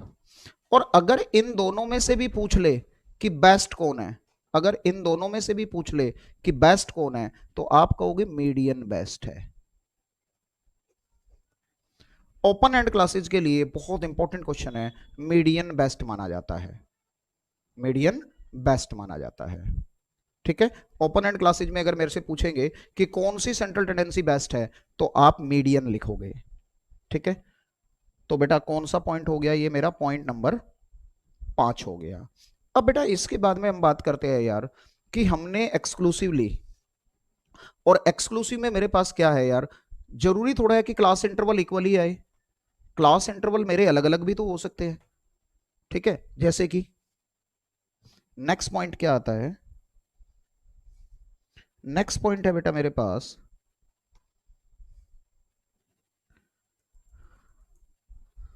6 number point. बेटा 6 number point मेरे पास क्या है, if class interval is not same then there is no need to make them equal in case of mathematical average, यानी कि AM, GM, HM and also in case of median. Median के case में भी equal करना जरूरी नहीं होता है, but in case of mod we always, in case of mod we always make them equal by taking average frequency, by taking average frequency। सिर्फ mode के केस में ऐसा करेंगे, बाकी में नहीं। मोड के केस में मुझे इक्वल बनाने ही पड़ेंगे। इसका मतलब आप कह सकते हो कि mode exist only at equal class interval. ठीक है, अब बनाएंगे कैसे जरा देखो, इक्वल कैसे बनाएंगे। सपोज मुझे कहा है कि ये क्लास इंटरवल है यार, और ये फ्रीक्वेंसी है।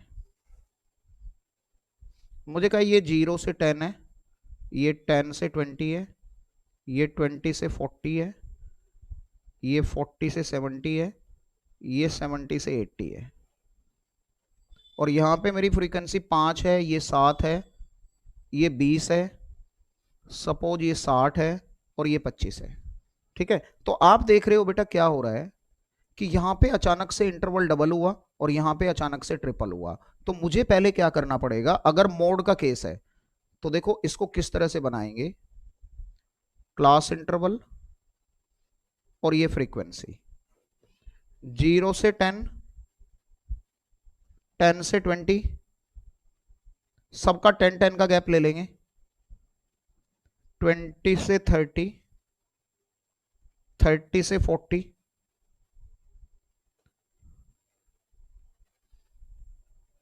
40 से 50, 50 से 60, 60 से 70। अब देखते हैं बेटा, यहां पे अगर मैं बात करूं 0 से 10 वाले की फ्रीक्वेंसी कितनी थी, 5 थी, तो पहले दो की तो वही रहेगी, कोई दिक्कत नहीं है, इसकी 5, इसकी 7। अब 20 से 40 बेटा मेरा नेक्स्ट आया था, इसकी 20 थी। अब देखो इंटरवल डबल हो रहा है, यहां पे इंटरवल डबल हो रहा है, तो आप क्या करोगे बेटा, एवरेज फ्रीक्वेंसी कर देंगे दोनों की, दोनों की मैं 10 10 कर दूंगा, यहां भी 10 करूंगा, यहां भी 10 करूंगा। बेटा फिर 60 है तो वो इंटरवल ट्रिपल हुआ है, तो मैं 3 में तोड़ूंगा, तो मैं जब 3 से डिवाइड करूंगा तो तीनों की 20 20 20 और लास्ट वाले की 25 है। ये मतलब होता है एवरेज फ्रीक्वेंसी करने का। ठीक है, बात समझ में आ रही है? क्या चल रहा है बेटा, आप पढ़ रहे हो स्टैटिस्टिक्स का बेसिक, ऐसे नहीं होता है स्टैटिस्टिक्स की सिर्फ मेन मोड मीडियन होता है, बाकी की तरह से नहीं पढ़ा था मैं।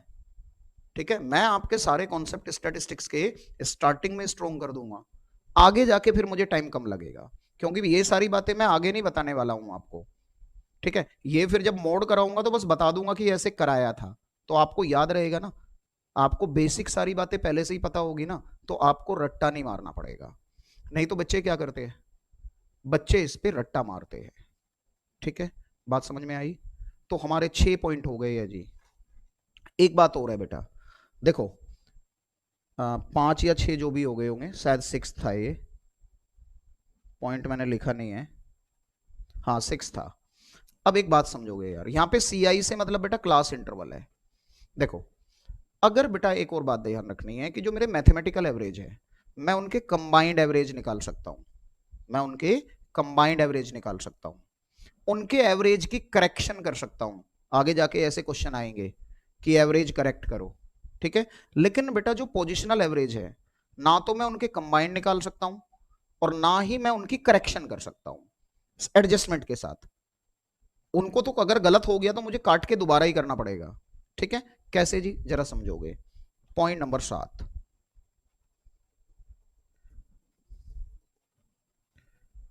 पॉइंट नंबर 7 क्या है बेटा मेरा,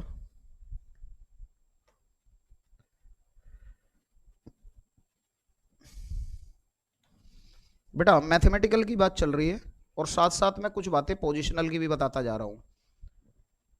देखो we can find combined average,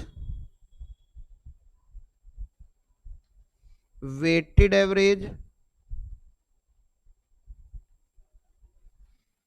and also we can correct average by making some adjustment in calculation in case of mathematical average, mathematical average. और बेटा मैथमेटिकल एवरेज बोले तो कौन, मैथमेटिकल एवरेज बोले तो कौन, AM GM HM। But in case of positional average इनमें से हम कुछ भी नहीं कर सकते, but in case of positional average, positional average कौन कौन जी, median and mode, we can not find, ना हम कंबाइंड एवरेज निकाल पाएंगे यानी कि हम कंबाइंड मीडियन नहीं निकाल पाएंगे, कंबाइंड मोड भी नहीं निकाल पाएंगे, कंबाइंड एवरेज नहीं निकाल पाएंगे, वेटेड एवरेज भी नहीं निकाल पाएंगे, कैन नॉट लिखना है, we can not find, combined weighted भी नहीं निकाल पाएंगे,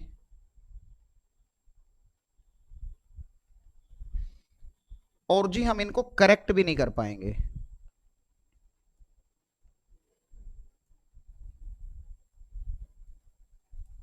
median and mode by using some calculation adjustment, वो मैं आपको सिखाऊंगा।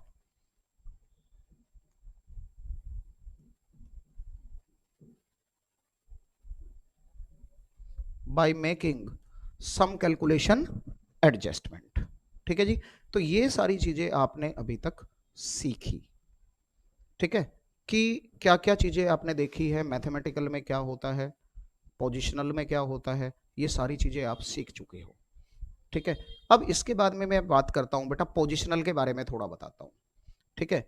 तो हमारा लगभग लेक्चर होने वाला है 1.5 घंटे का, और अभी तक आप पहले एवरेज पे तो नहीं आए, ठीक है। अभी तक आप क्या सीख रहे हो, अभी तक आप सीख रहे हो स्टैटिस्टिक्स के बेसिक्स, ठीक है। और थ्योरी चैप्टर तो पढ़ाया नहीं अभी, उसमें भी थ्योरी है, उसका साथ साथ चल रहा है यहाँ, उसका काफी हिस्सा लगभग 60 to 65% यही कवर हो जाएगा, ठीक है। अब मैं यहां से आगे बढ़ूंगा बेटा, पोजिशनल की बात कर लेते हैं, चलो देखो जी, अगर बेटा मैं पोजिशनल की बात करता हूं तो देखो जी पोजिशनल एवरेज क्या होता है।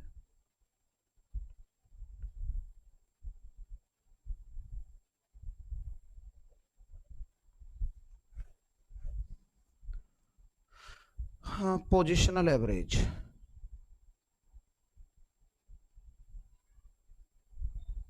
देखो जी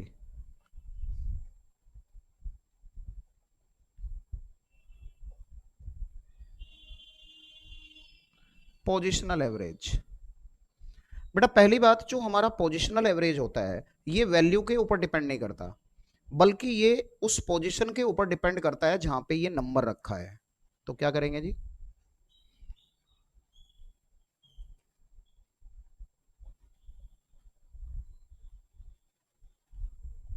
positional average do not depend on value but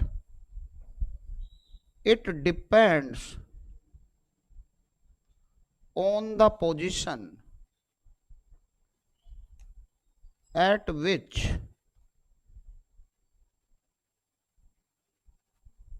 number is placed. Positional average do not depend on value but it depend on the position at which number is placed. For example, जरा समझो, for example, for example, बेटा अगर मैं बात करूं आपको क्या कि आप मीडियन निकालो, फाइंड मीडियन ऑफ 15, 5, 10, 25, 20। तो पहली बात तो बेटा आपने हमेशा ध्यान रखनी है, पहली बात तो आपने हमेशा ध्यान रखनी है क्या, कि जब भी मैं मीडियन निकालूंगा पहले मैं इसको डाटा को अरेंज जरूर करूंगा, ठीक है। अब आपको ये नहीं पता होगा कि अरेंज क्यों करते हैं, बस पहले सिखाया जाता है क्या कि सर हमें तो यही सिखाया गया है अरेंज करते हैं तो हम कर देते हैं, लेकिन इसका रीजन क्या है वो मैं अभी तुम्हें रीजन भी दूंगा, फिलहाल तो आप सिर्फ समझ लो क्या होगा जी। पहले मैं इसको अरेंज करूंगा, क्यों करते हैं वो मैं कारण अभी बताऊंगा। तो मैंने क्या किया, फर्स्ट अरेंज द डाटा, अब आप असेंडिंग में करो या डिसेंडिंग में करो, मैंने असेंडिंग में कर लिया। असेंडिंग का मतलब होता है बढ़ता हुआ, तो पहले 5, 10, 15, 20, 25, 5, 10, 15, 20, 25 ये आया। अब देखो मीडियन का मतलब होता है मिडिल मोस्ट, अभी ये मत कहना कि 6 नंबर लेके करो सर, अभी मैं इजी वाला मेथड ले रहा हूं इसलिए 5 लेके चल रहा हूं, जब मैं मीडियन पढ़ाऊंगा तो 6 वाला भी लेके समझाऊंगा, अभी तो फिलहाल जो इजी है वो कर रहे हैं। तो बेटा अगर आप ये देखते हो तो यार इसकी मीडियन आ गई 15, मिडिल मोस्ट होता है, तो इसका मतलब मीडियन क्या निकली, मीडियन निकल गई जी इसकी 15।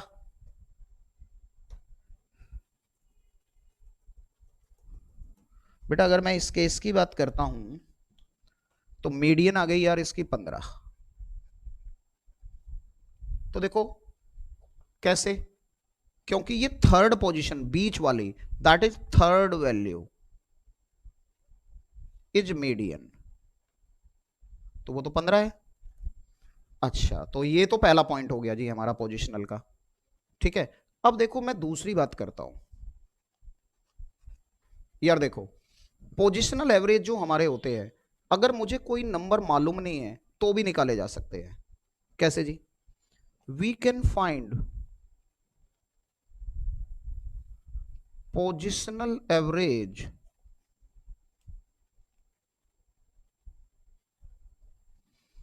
if some numbers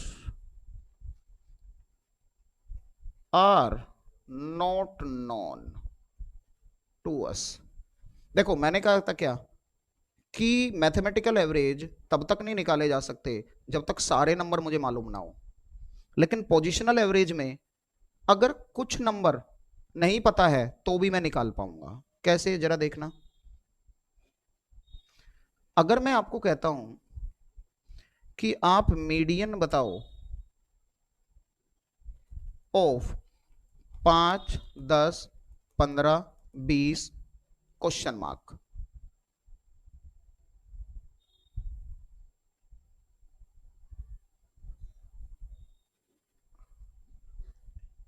और एक और 25, 30 और 35। अब अगर मैं देखता हूं कितने नंबर हो गए, 1 2 3 4 5 6 7 8, एक और लेना पड़ेगा अभी, ओड वाले केस से समझ आएगा, तो मैं एक और ले लेता हूं 40। अब पहली बात तो बेटा जब ऐसा होगा मैं ये मान के चलूंगा ऑलरेडी कि डाटा मेरा ऑलरेडी अरेंज है, मुझे दोबारा से उसको अरेंज नहीं करना। तो अब आप देखो अगर ये नंबर 1 2 3 4 5 6 7 8 9 है, तो 9 नंबर है, तो बेटा मिड वाला नंबर मीडियन होना चाहिए। अब बाई चांस यहाँ पे अननोन है, बाई चांस ऐसा हो गया बेटा, मैंने ये बिल्कुल नहीं चाहा था कि यहाँ पे ऐसा नंबर आता तो मुझे और भी बढ़ाना पड़ रहा है, ठीक है। मैंने ऐसा बिल्कुल नहीं चाहा था कि जिस पे मैंने क्वेश्चन मार्क लगाया है वही बन जाए, तो फिर तो नहीं बता पाएंगे। ये तो इसकी कंडीशन ही होती है कि जो मीडियन निकालना है वो मिसिंग नहीं होना चाहिए, तो अभी तो नहीं बता पाएंगे, ठीक है। अगर ऐसा केस आ जाता है तो नहीं बता पाएंगे, लेकिन इसकी एक्चुअल में कंडीशन क्या होती है कि मीडियन जो निकालनी है उसको छोड़ के बाकी कोई अननोन होगा। तो अभी मैं और बढ़ा रहा हूं 45 और 50। तो अब देखो जी, अब मैं अगर कहता हूं 1 2 3 4 5 6 7 8 9 10 11 नंबर है, तो ओ सॉरी 11 नंबर है, तो मीडियन मेरा वो होगा जो 6th पोजीशन पे है, 6th वैल्यू। अब देखो 1 2 3 4 5 6, 6th वैल्यू तो 25 हुई, तो मेरी मीडियन क्या हो गई, मीडियन हो गई 25। आई कुछ बात समझ में, वो मेरी अननोन वैल्यू थी, फिर भी मैं निकाल पा रहा हूं। पहले क्यों नहीं निकाल पा रहा था जब 9 नंबर थे, क्योंकि बाई चांस की बात है कि जो मीडियन पड़ रही थी वो ही अननोन था, तो ऐसा केस नहीं माना जाता कि उसी को बोल दो सिर निकाल के दिखाओ। आप नहीं निकाल सकते जी, है ना, आप मेरे को ही बोल दो वापस, वो एग्जाम्पल ऐसा आ गया ना। तो क्या क्या कंडीशन है कि मीडियन को छोड़ के बाकी कोई अननोन होगा। भाई जो मीडियन है वो अननोन हो गया तो मैं कैसे बताऊंगा, मीडियन को छोड़ के कोई भी अननोन हो सकता है, तो मैं फिर भी बता पाऊंगा, ठीक है। जरा देखो एक और एग्जांपल लेता हूं। अच्छा, अब अगर मैं कहता हूं बेटा मैथमेटिकल एवरेज में आपने क्या सीखा था, मैथमेटिकल एवरेज में आपने सीखा था कि अगर हम किसी नंबर को दूसरे नंबर से रिप्लेस कर दे, अगर हम किसी नंबर को दूसरे नंबर से रिप्लेस कर दे तो मैथमेटिकल एवरेज चेंज हो जाता है, लेकिन पोजिशनल एवरेज चेंज नहीं होता। क्या होता है जी,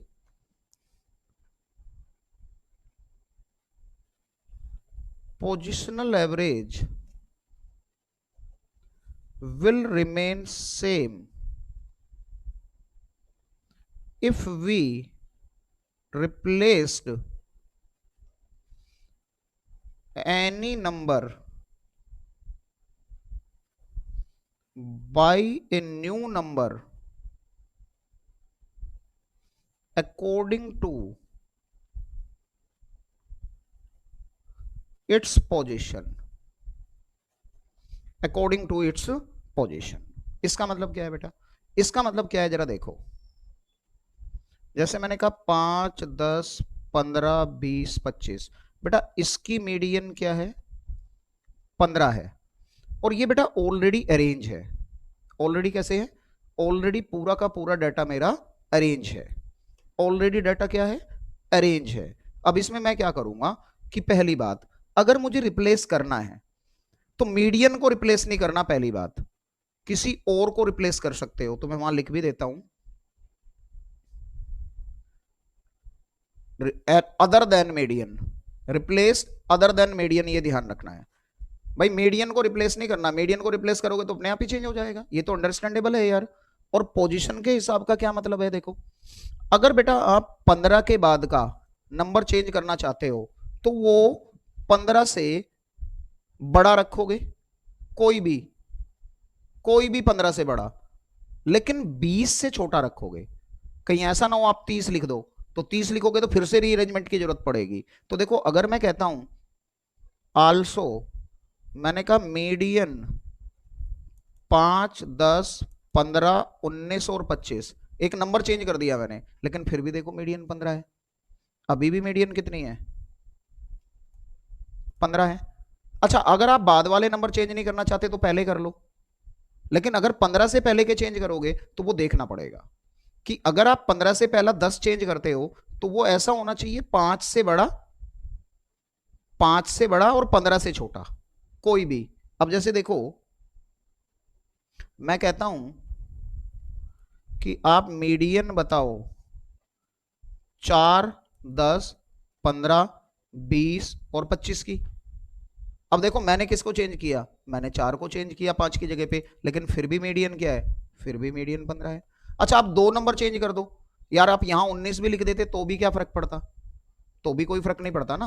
अब देखो आपने क्या देखा था कि मैथमेटिकल एवरेज जो है, मैथमेटिकल एवरेज जो है वो एक भी नंबर के चेंज होने से चेंज हो जाता है, लेकिन आप यहां पे क्या देख रहे हो कि पोजिशनल एवरेज नंबर के चेंज होने पे चेंज नहीं हो रहा, ठीक है। और अगर कोई वैल्यू अननोन है तो भी मैं पोजिशनल एवरेज निकाल पा रहा हूं, ठीक है। और मैं मीडियन का एग्जांपल क्यों ले रहा हूं भाई, जैसे वहां पे अर्थमेटिक मीन से समझाना आसान था, यहाँ पे मीडियन से समझाना आसान है। और इसमें भी मैं ओड वाला क्यों ले रहा हूं भाई, क्योंकि ओड वाले से आसानी से समझाया जा सकता है।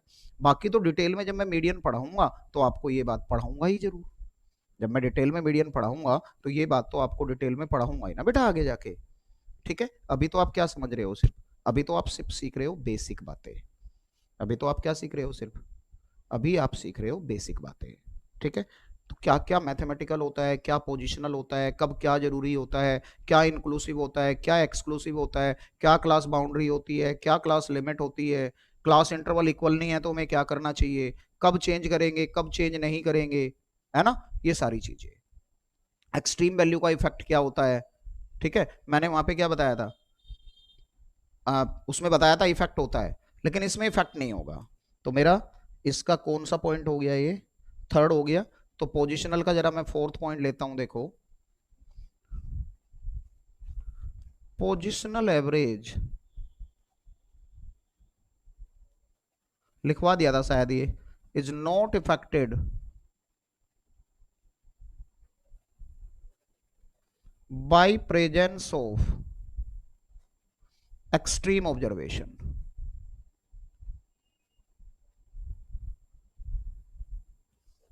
और एक्सट्रीम ऑब्जर्वेशन जहां पे आएगी वहां पे आप मीडियन भी निकाल सकते हो, मोड भी लगा सकते हो, लेकिन एक्सट्रीम ऑब्जर्वेशन के केस में मीडियन बेस्ट होता है। इन केस ऑफ एक्सट्रीम ऑब्जर्वेशन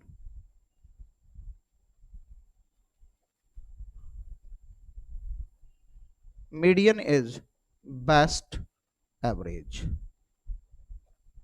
है ना। मैंने वहां पे भी बताया था, ओपन एंड क्लासेज के केस में भी मैंने मीडियन को ही बेस्ट बताया था, ओपन एंड क्लासेज के केस में भी मैंने मीडियन को ही बेस्ट बताया था। अब क्वेश्चन उठता है जी क्या कि मैं जब मैथमेटिकल एवरेज निकालता हूं तो उसको एज इट इज सोल्व करता हूं, डाटा को अरेंज नहीं करता। लेकिन जब मैं पोजिशनल की बात कर रहा हूं तो मैंने आपको बोला कि डाटा को अरेंज करो। ऐसा क्यों? डाटा को अरेंज करो, ऐसा क्यों? ये जरा समझ। चलो जी, ये हम देखते हैं कि क्या समझना जरूरी है, देख लेते हैं एक बार।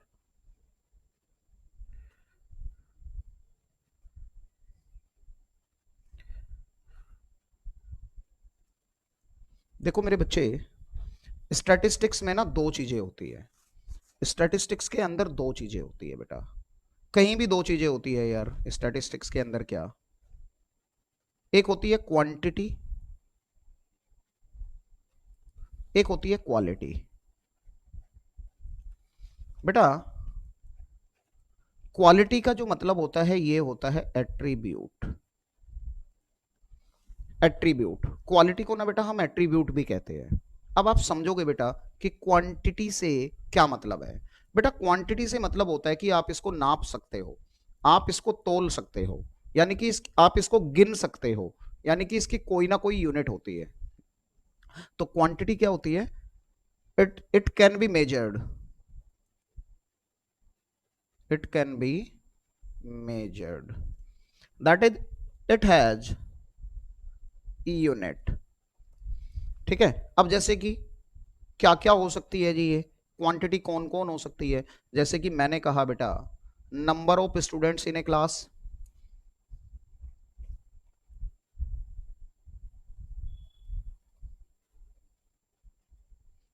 इन ए क्लास। मैंने कहा बेटा वेट ऑफ ए पर्सन,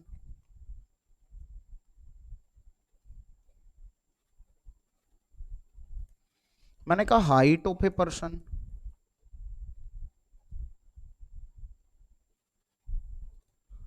तो ये सब के सब क्या है? ये सब क्वांटिटी है, और भी बहुत सारी चीजें आ सकती है। तो सिंपल सी बात है यार, जिसको तुम गिन सकते हो, जिसको तुम नाप सकते हो, जिसको आप तोल सकते हो, वो सबके सब किसके अंदर आते हैं? वो सबके सब आते हैं बेटा क्वांटिटी के अंदर। सबके सब किसके अंदर आते हैं? क्वांटिटी के अंदर। अब क्वालिटी कौन होती है? क्वालिटी कौन होती है? अगर मैं एट्रीब्यूट की बात करूं, अगर मैं एट्रीब्यूट की बात करूं, यानी कि अगर मैं क्वालिटी की बात करूं, तो it can not be measured, it can not be measured. बेटा हम इसको मेजर नहीं कर सकते, it can not be measured. ठीक है, that is it do not have unit.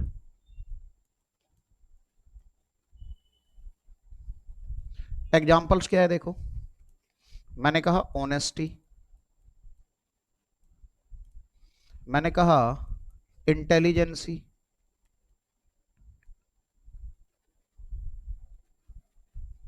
मैंने कहा nationality of a person,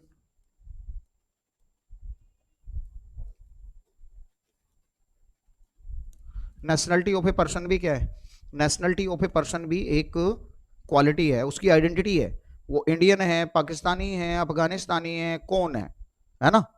Pakistani कहने के बजाय तो आतंकवादी कह दो सीधा सीधा, एक ही बात है। अच्छा, next gender of a baby, gender of a baby,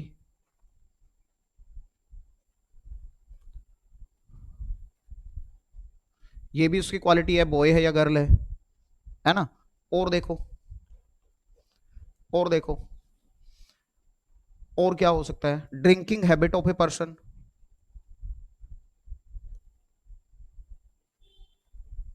drinking habit of a person, drinking habit. अब इससे ड्रिंकिंग हैबिट जैसे ही आता है तो वो बच्चे ये मानते हैं। तो क्या होता है बेटा, ड्रिंकिंग हैबिट से मतलब हम ये नहीं कि उसके पैग गिनेंगे कि भाई 2 पैग ले लिए, 3 पैग ले लिए, 4 पैग ले लिए, ऐसा नहीं। ड्रिंकिंग हैबिट उसकी एक क्वालिटी है, चाहे वो बैड है लेकिन है ना, क्वालिटी है उसकी, वो उसी क्वालिटी से जाना जाता है। तो ये भी क्या है? ये भी क्वालिटी है ना? अच्छा, honesty, intelligence, nationality, gender of a baby, drinking habit of a person, beauty,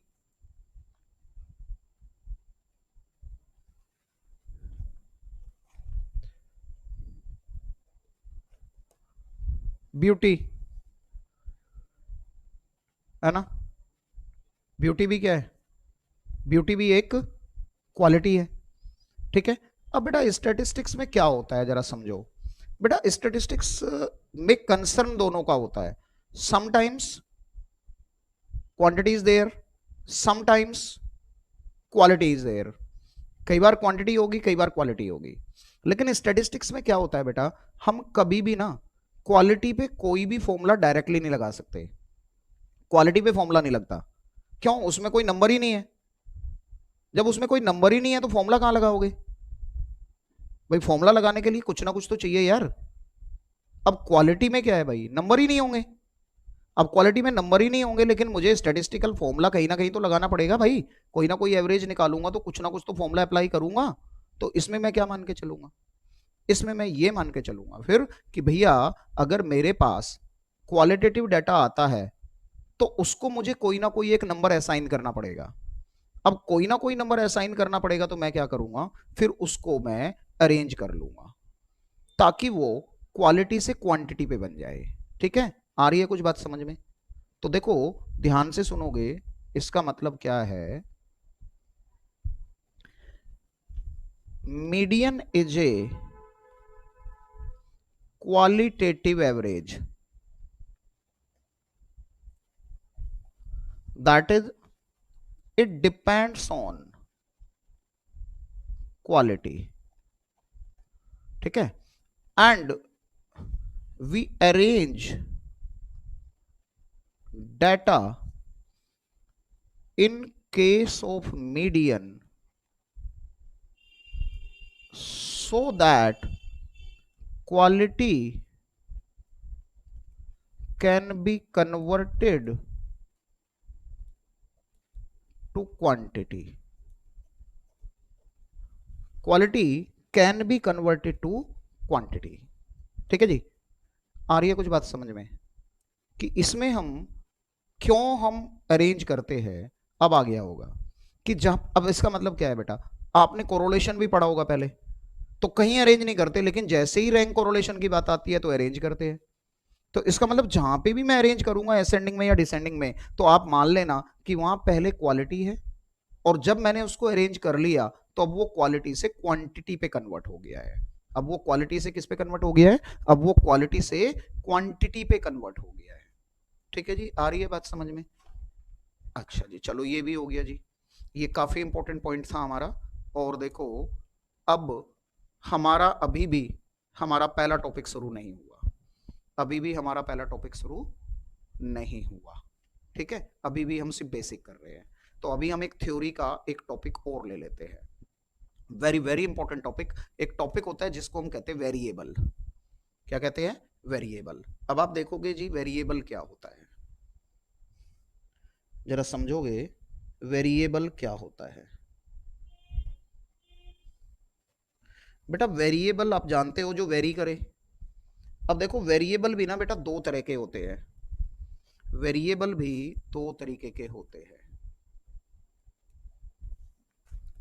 एक होता है बेटा डिस्क्रीट। अभी देखो जो आपने डिस्क्रीट पढ़ा था ना वो डिस्ट्रीब्यूशन पढ़ा था, अब मैं वेरिएबल की बात कर रहा हूं।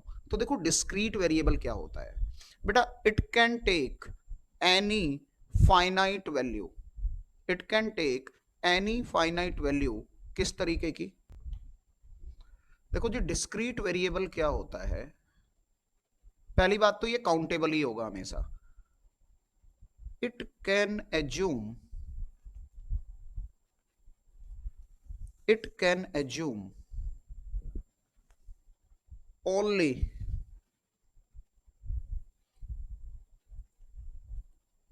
integral values from a integral values and certain fractions। अब सर्टेन फ्रैक्शंस कौन से होते हैं? 0.25, 0.50, 0.75। यानी कि अगर फ्रैक्शन लेगा तो सिर्फ यही लेगा, from a finite range, for a range नहीं, from a finite set of values, from a finite set of values, ठीक है, from a finite set of values, ये तो होता है डिस्क्रीट वेरिएबल। अब इसके बाद में अगर मैं आगे देखूं, कॉन्टिन्यूअस वेरिएबल क्या होता है? Continuous variable,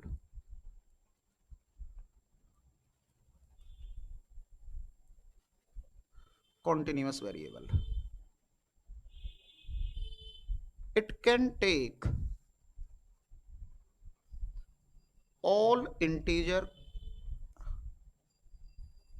all integral values and all fractions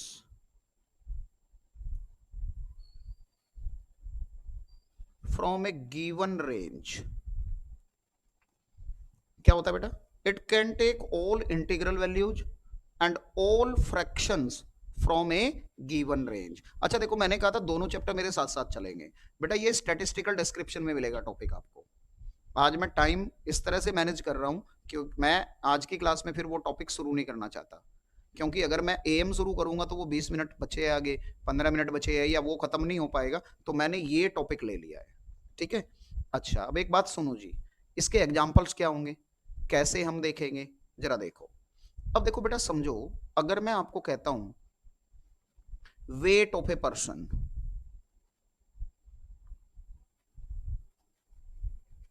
तो अब मुझे सोचना है कि यार वेट ऑफ ए पर्सन क्या होगा, ये डिस्क्रीट होगा या कॉन्टिन्यूअस होगा। अब देखो एक बात बताओ यार, वेट ऑफ ए पर्सन कैसा हो सकता है? हो सकता है एग्जैक्ट 40 किलोग्राम हो, लेकिन ऐसा भी तो हो सकता है कि अगर उसका 40 किलोग्राम नहीं है तो आप उस पर कोई लिमिट लगा दो कि नहीं, अगर 40 नहीं है तो तेरा वजन 40.25 होगा, या 40.5 होगा, या 40.75 होगा। ऐसी कोई रिस्ट्रिक्शन होगी क्या कि अगर फ्रैक्शन आ रहे हैं तो सिर्फ सर्टेन हो? ऐसी तो कोई रिस्ट्रिक्शन नहीं है। हो सकता है उसका वेट 40 किलो 100 ग्राम हो सकता है 40 किलो 200 ग्राम हो सकता है 40 किलो 350 ग्राम हो, यानी कि यहाँ पे इंटीजर के साथ साथ सारे फ्रैक्शंस भी ले सकता है, तो इसका मतलब ये कॉन्टिन्यूअस है। वेट ऑफ ए पर्सन का आंसर क्या है? कॉन्टिन्यूअस। अच्छा, अब मैं दूसरी बात करता हूं। मैंने कहा जी height of a person,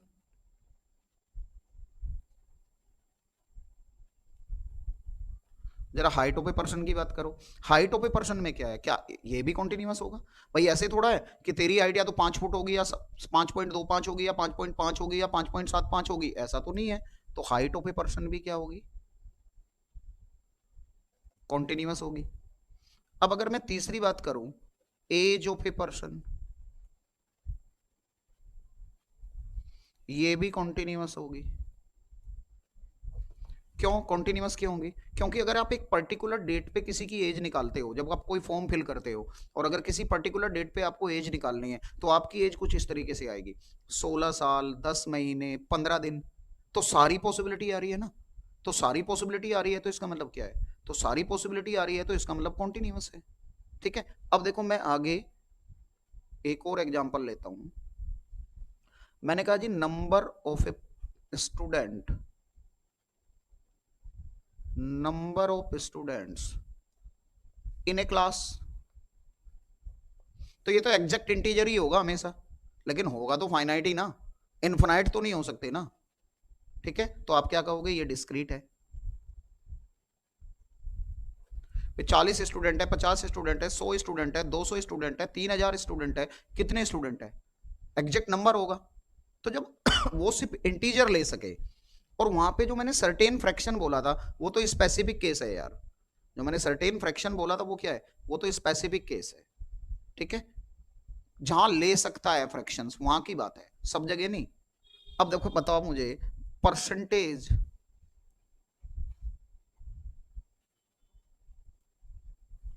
marks of a student,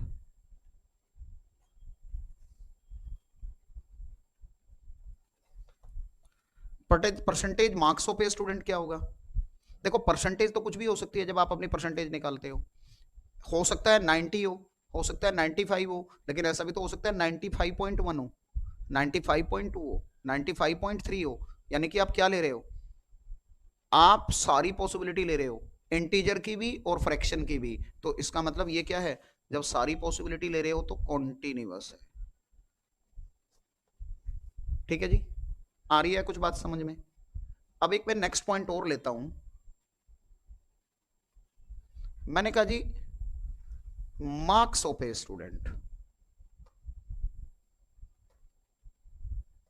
अच्छा, परसेंटेज मार्क्स में और मार्क्स में फर्क है।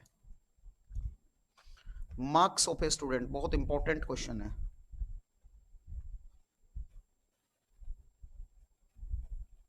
अब एक बात समझो यार, देखो मैं ये मान के चलता हूं यार कि अगर मैं मार्क्स ऑफ ए स्टूडेंट की बात करता हूं और अभी मैं मान लेता हूं कि नेगेटिव मार्किंग है 0.25 की है, चलो चाहे नेगेटिव मार्किंग ना भी हो यार, चाहे नेगेटिव मार्किंग ना भी हो, ऐसा कोई जरूरी नहीं है कि ऐसा नेगेटिव मार्किंग के केस में ही होता है, ऐसा नहीं है। अब देखो जब बेटा नेगेटिव मार्किंग है नॉर्मली, या जब स्टेप बाय स्टेप मार्क्स दिए जाते हैं, देखो अगर नेगेटिव मार्किंग भी नहीं है और पेपर फुल फ्लैज है तो भी टीचर्स ना आपको कई बार नंबर देते हैं। आपने जब टेस्ट दिए होंगे तो कैसे नंबर देते थे, कहेंगे 15.25, है ना, कई बार कहते हैं 15.5 है तुम्हारे, कई बार कहते हैं 15.75 है तुम्हारे मार्क्स, है ना। तो ये सब क्या है, सर्टेन फ्रैक्शन आ रहे हैं ना, सर्टेन फ्रैक्शन आ रहे हैं ना जब घरेलू एग्जाम होते हैं, है ना। लेकिन क्या तुमने कभी बोर्ड में ऐसे नंबर देखे किसी के कि तेरे नंबर जो है इस सब्जेक्ट में 90.5 है? क्या तुमने किसी यूनिवर्सिटी में देखे कि तेरे मार्क्स इस सब्जेक्ट में 90.25 है? नहीं, नहीं देखे। अब जरा समझना बेटा, marks of a student discrete होता है। क्यों होता है जरा समझना। देखो अब मैं जरा फाउंडेशन की बात करता हूं।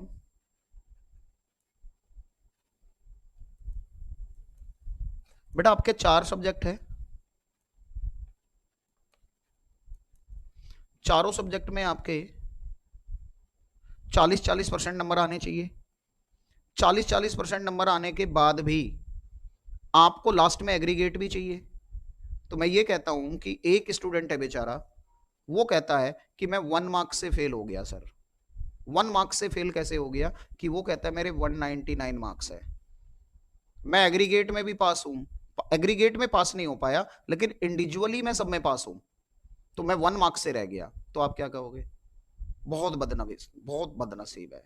अब जरा एक देखो, एक दूसरा स्टूडेंट है, वो कहता है मेरे 199.25, मेरे 199 पॉइंट, उसे नहीं पता, अभी उसे नहीं पता, मैं ये कह रहा हूं ये नंबर आ रहे हैं किसी के, इसके 200 आ रहे हैं।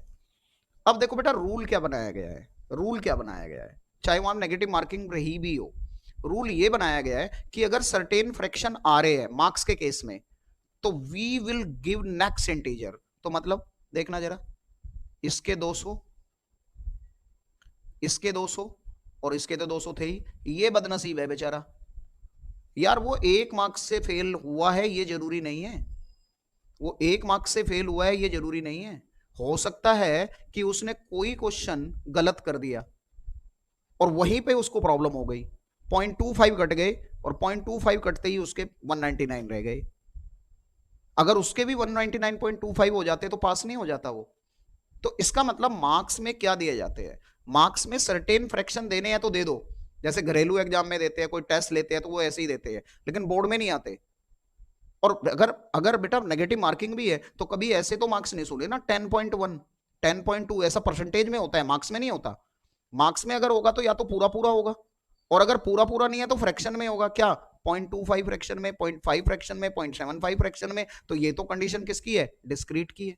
तो देखो ध्यान से सुनना, ये डिस्क्रीट होता है, ये डिस्क्रीट होगा।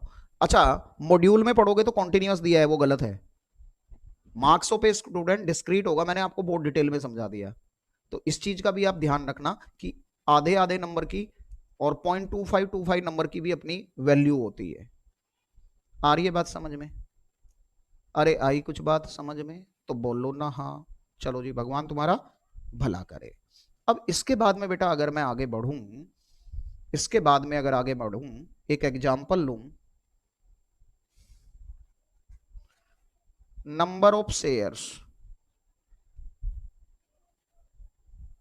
बेटा शेयर्स तो हमेशा एग्जैक्ट होंगे, तो शेयर्स एग्जैक्ट होंगे तो इसका मतलब डिस्क्रीट होगा।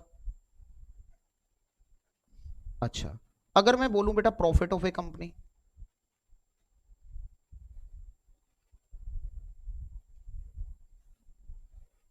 Profit of A company. अगर प्रॉफिट होगा तो क्या ये बोलोगे कि भाई तू प्रॉफिट कमाएगा तो पूरे 1 लाख कमाएगा? 1 लाख रुपए 1 पैसा नहीं कमा सकता, कुछ भी हो सकता है। आप तो यार कॉमर्स के स्टूडेंट हो, तो आप तो देखते हो कि एक एक पैसे की वैल्यू होती है। तो प्रॉफिट ऑफ ए कंपनी क्या होगा? कॉन्टिन्यूअस होगा। ठीक है, तो ये 3 टॉपिक काफी इंपॉर्टेंट है। क्या क्या? एक तो जो भी हमने क्वालिटी पढ़ी थी, एक हमने जो वेरिएबल पढ़ा। अच्छा, वेरिएबल क्वांटिटी है या क्वालिटी है? वेरिएबल क्वांटिटी है या क्वालिटी है? यार मेजर कर पा रहे हो ना? तो वेरिएबल हमेशा क्वांटिटी होती है, क्वालिटी नहीं। वेरिएबल इज क्वांटिटी है। और वेरिएबल मैंने आपको कितने तरह के बताए? वेरिएबल मैंने आपको बताए 2 तरीके के, एक कॉन्टिन्यूअस, एक डिस्क्रीट।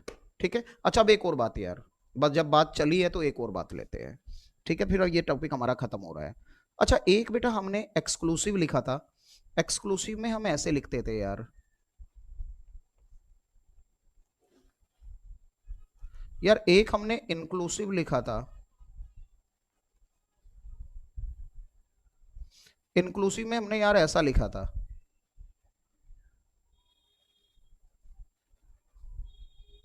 अब अगर मैं आपसे इसमें पूछूं यार कि ये जब मैं एक्सक्लूसिव लिख रहा हूं तो इसका एग्जैक्ट मीनिंग क्या है? 0 से 10 के मतलब का क्या? सारे इंटीजर, सारे फ्रैक्शन, या सिर्फ सर्टेन फ्रैक्शन? कभी सोचा है इस बारे में?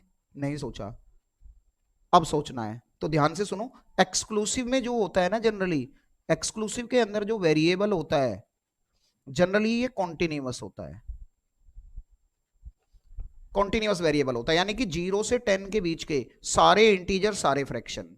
तो जनरली एक्सक्लूसिव क्लास कौन से वेरिएबल के लिए होती है? ये कॉन्टिन्यूअस वेरिएबल के लिए होती है। और 1 से 9, बेटा 1 भी इसी में आएगा, 9 भी इसी में आएगा, लेकिन इसके बीच के सारे नहीं, या तो इंटीजर या सर्टेन फ्रैक्शन। तो ये किसके लिए होता है जनरली? ये जनरली डिस्क्रीट वेरिएबल के लिए होता है। तो कई बार आपसे क्वेश्चन पूछेंगे, आपसे कहेंगे क्या generally exclusive classification is meant for कौन सा वेरिएबल? आप कहोगे एक्सक्लूसिव क्लासिफिकेशन जो होता है वो कॉन्टिन्यूअस वेरिएबल के लिए होता है। फिर आपसे पूछेंगे generally inclusive classification is meant for किसके लिए बना है?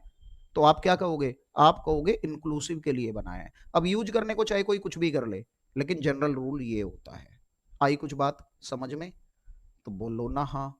चलो जी, भगवान तुम्हारा भला करे। अब देखो जी बेटा मेरे, आज हमने रिकॉर्ड किया लेक्चर नंबर 48, और आज हमने स्टार्ट किया सेंट्रल टेंडेंसी एंड डिस्पर्शन, और काफी सारी बातें आपके साथ डिस्कस हुई, और 2 घंटे की हमारी क्लास लगभग हो गई है, और अभी हमारा सिर्फ स्टैटिस्टिक्स का बेसिक चल रहा है। ठीक है, नेक्स्ट क्लास से हम टॉपिक स्टार्ट कर देंगे। तो आज के लिए इतना ही। Thank you so much, all the best, love you all बेटा।